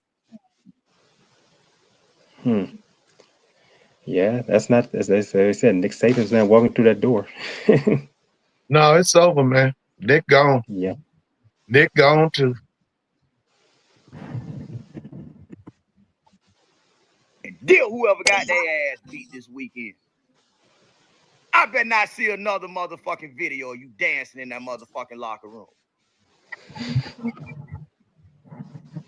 Oh, you a motherfucking dog in the locker room.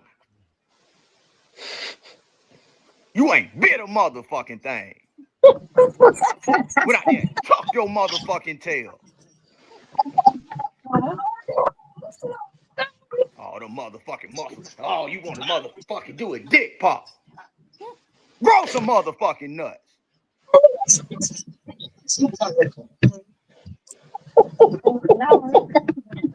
Oh, you a motherfucking hit in the motherfucking locker room.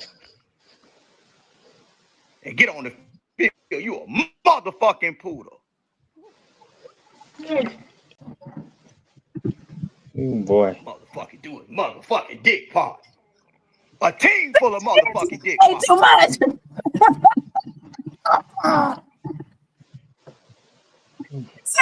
Do is dance around. Motherfucking Chippendale dancer. Go be a motherfucking Chippendale. So mad. He must have lost a bet. I bet that's what happened. And then all they doing is TikTok dances. They ain't doing. I told you. Listen, the article said one of the reporters was at the hotel the night before the game, and he said said that they had no discipline, and they were all door dashing and going on and eating all kind of mess at that night. Listen, that guy got to go. What you call him, Kalen DeBoer? He got to go. He got to go. He was fine at University of Washington, but no. Yeah, going back out there. He need to go back to the West Coast. He going back out there because he don't fit in no Tuscaloosa, Alabama. That team ain't got no discipline. They didn't have none last year. Got to remember, they lost to Vanderbilt. Yeah. Then Vanderbilt came down here and lost to Georgia State. Sure did. He got to go. He got to go. Send him back. Mr. Ford, he got to go. He got to go. I'm serious. I done told you what to do now. What that dude, Nick Saban did, he took the program with him. He took the discipline, the aspiration, everything went with him once he walked out that door. Yeah.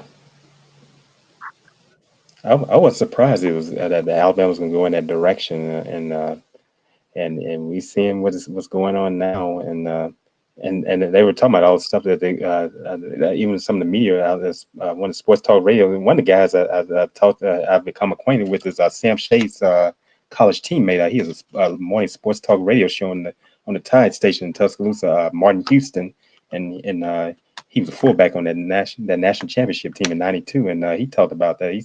He said he was talking about how disciplined they are, and they were talking about them, like they had headphones on and all that kind of stuff. Listen, go get Lane Kiffin.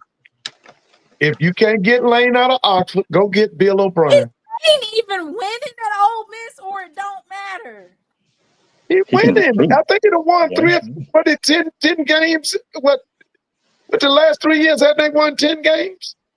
Yeah, they've been doing, they've been winning games, but they haven't been national championship teams. No, Ole Miss ain't gonna win on that championship. No, they're not winning the national championship. Listen, but he's been I'm recruiting. just telling you now. Go get Lane Kiffin if you can get him. If not, Bill O'Brien. That's what you got to do. Yeah, because it's I think those people are coming on the capstone. You're going to be hearing a lot of rumblings going on with DeBoer. They want him out. Yeah. Hey, how long you think? If they continue like this, Auburn gonna blow them out in that Iron Bowl. Auburn gonna blow them out. Yeah. I just don't see enthusiasm with Bama anymore. Yeah. Yeah, that's what I'm saying. Who's going against Steve Sark? Nobody. Steve Sarkisian gonna be right there in Texas, baby, making that Texas money. He ain't going nowhere. Not going anywhere. No. He ain't going nowhere.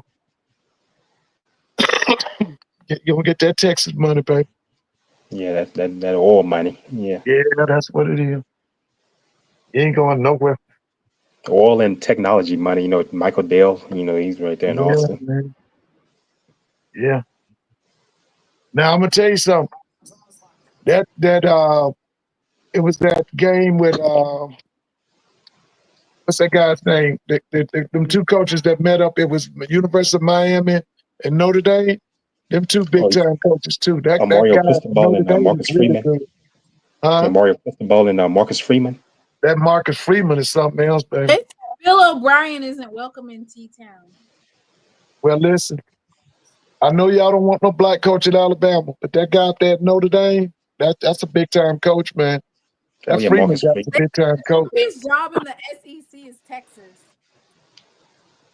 Huh? The comfiest job in the SEC is Texas.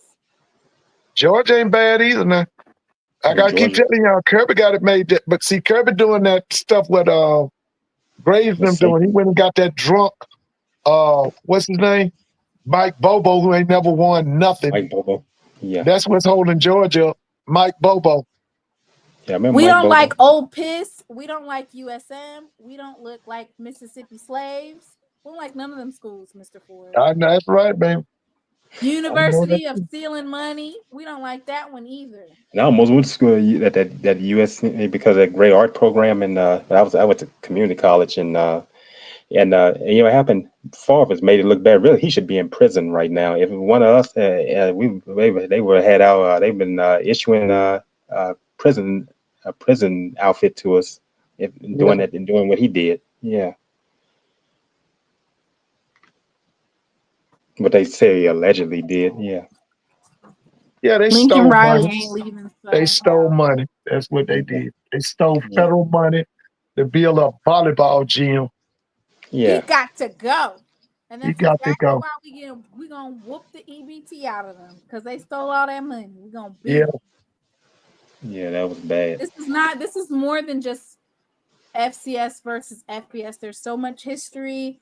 The only thing we got to do is we got to play the 11 men on the field plus the ref. That's the only thing. Playing that ref. Got to be disciplined, no turnovers. If somebody bucks at you, we saw it last night with the spitting. Did you see that? Oh, that was ridiculous. I mean, Jalen that was Carter spit? animalistic. That He from Georgia. He played at University of Georgia. I think he's from Florida. What's his Hey, name? I forgot that guy's name. I heard. I He saw this. played at Georgia. He was the one when that boy got killed. Remember when the boy and the they girl were got killed? racing. Yeah, they he's were just as racing. ignorant as he could be. That was so. Well, I mean, that was so stupid and ignorant. That's it.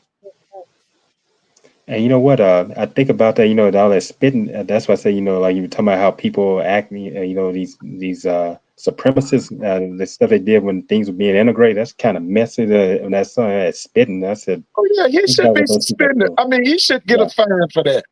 He should get that's a throwback fine for stuff. that. And see, if somebody spat on them, on him, he'd been all upset, and you had to Yeah, spit. that said, give him a fine. Make him pay for that. I think they said that Dak was spitting too. Dak spit first. That's what I've been hearing. I don't. And But that, so he listen, kinda both of them, taunted you're him. gonna be spit, you deserve a fine. Oh You yeah, deserve a fine. that's throwback stuff. Yeah, that's ridiculous. That's Yeah, bush people. league. Yeah, like these people with these sit-ins, that's what they were doing to them, spitting on them and all kinds of stuff, low down stuff. And you think about that, that's not anything pleasant.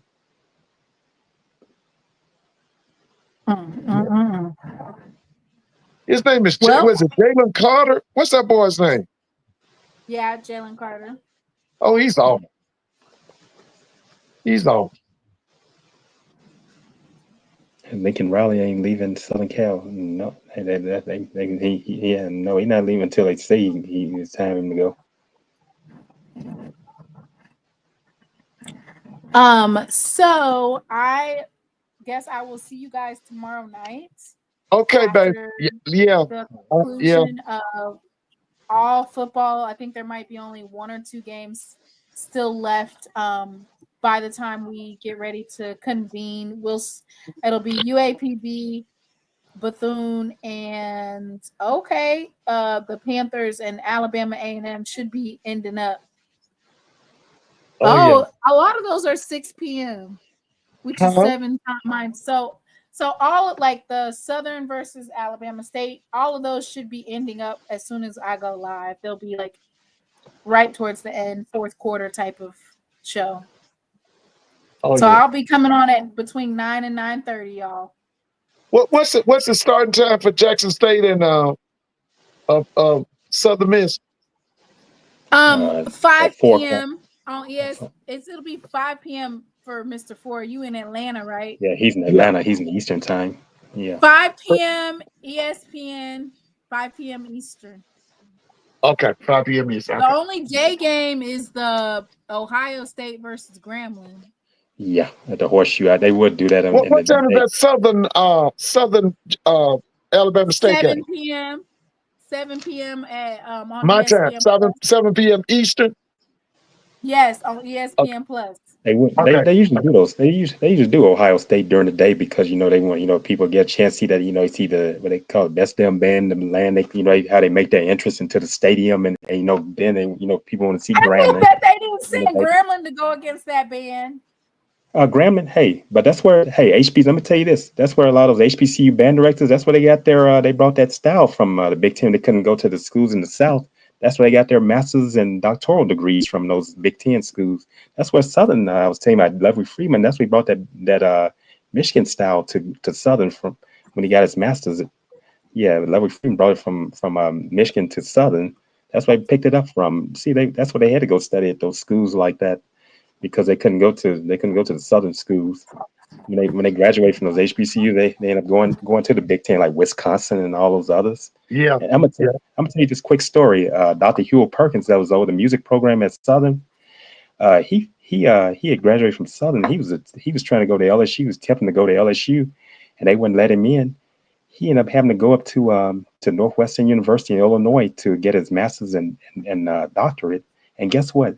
After Southern, he worked at Southern, and where he ended up retiring from? The place that denied him admissions into graduate school, LSU, and it wasn't in music. He was in an administrative position at LSU. He's passed on, Dr. Hewell Perkins, and he dealt with that. That's the reason why the Southern Law Center started, because a guy attempted to try to go to law school at LSU, and they denied him. Charles Hatfield. Well, I know. Didn't Coach Rob go to Iowa? Where did he get his Iowa. master's? That's where he got the wing T from. From Forrest Evachevsky. That's where he learned it That's from. right. He brought graduate Dr. school. C.D. Henry back with him too. C.D. Henry. It was an natatorium was named after him. C.D. Henry was actually a graduate of Philander Smith. Yeah, he was there back when my folks went to school at Graham, and C.D. Henry was working there then. Yeah. Yes. Now the band director FAM, didn't he come from the Midwest? Where did Dr. Foster come from? From Kansas City. Yeah, he was a graduate of the University of Kansas. Yeah. Okay. Yeah. He couldn't. What happened? They wouldn't let him into the band at Kansas, but he did end up studying there, and he graduated from Kansas, and he went in. He was at Tuskegee before going to Florida A&M. Oh, you said Tuskegee? Yeah, he was at Tuskegee. He was band director at Tuskegee before Florida A&M. Oh, okay. Okay. Yeah, he graduated from University of Kansas, the Jayhawks. Yeah. Mm-hmm. He was from Kansas City. Yeah, that's City. John McClendon's school. John McClendon went there. Kansas. He studied under the guy who created basketball. James Naismith. John Naismith. Yeah, Dr. Naismith. That's who taught him. Yeah. Yeah, that's who taught him. That's also Wilt Chamberlain's school. Wilt Chamberlain? Yeah, all those guys. Wilt Chamberlain went there. Yeah, in the 50s, lost the national championship to North Carolina. They talk about that. Yeah. Oh yeah. Yeah. I didn't mean to go a long time, Tamona. Yeah, I didn't want to hijack your broadcast. Yeah, sorry about Don't that. mind me. I will see you guys tomorrow. Okay. Have a good one. All right. Have fun. Be safe, and I know you probably put Braxton to bed. Where if y'all go out in the valley, you all have fun. Be safe wherever you go around Charlotte, and everyone on here. Just be careful this football weekend. Yeah. Thank you. All right. All right. Good night. All right. I'll get off of here. All right. Good night. This is what type of defense I want to see this weekend. I need to see some of that. Even though I think if we had one of those situations, I think we would definitely get a roughing the passer call. They are not going to allow us to sack a Sunbelt quarterback like that. Everybody have a good night. I've had some days and some sleepless nights.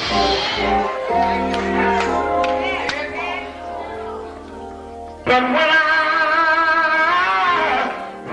look around,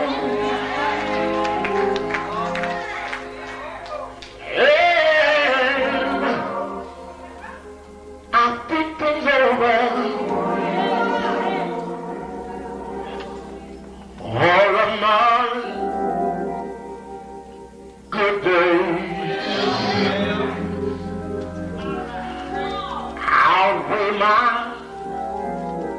bad days.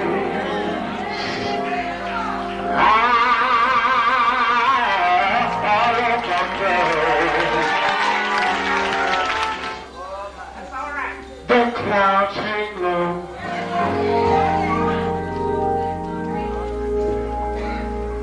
I can hardly see the road. I ask the question, Lord. Lord, why so much pain? But He knows what's best for me.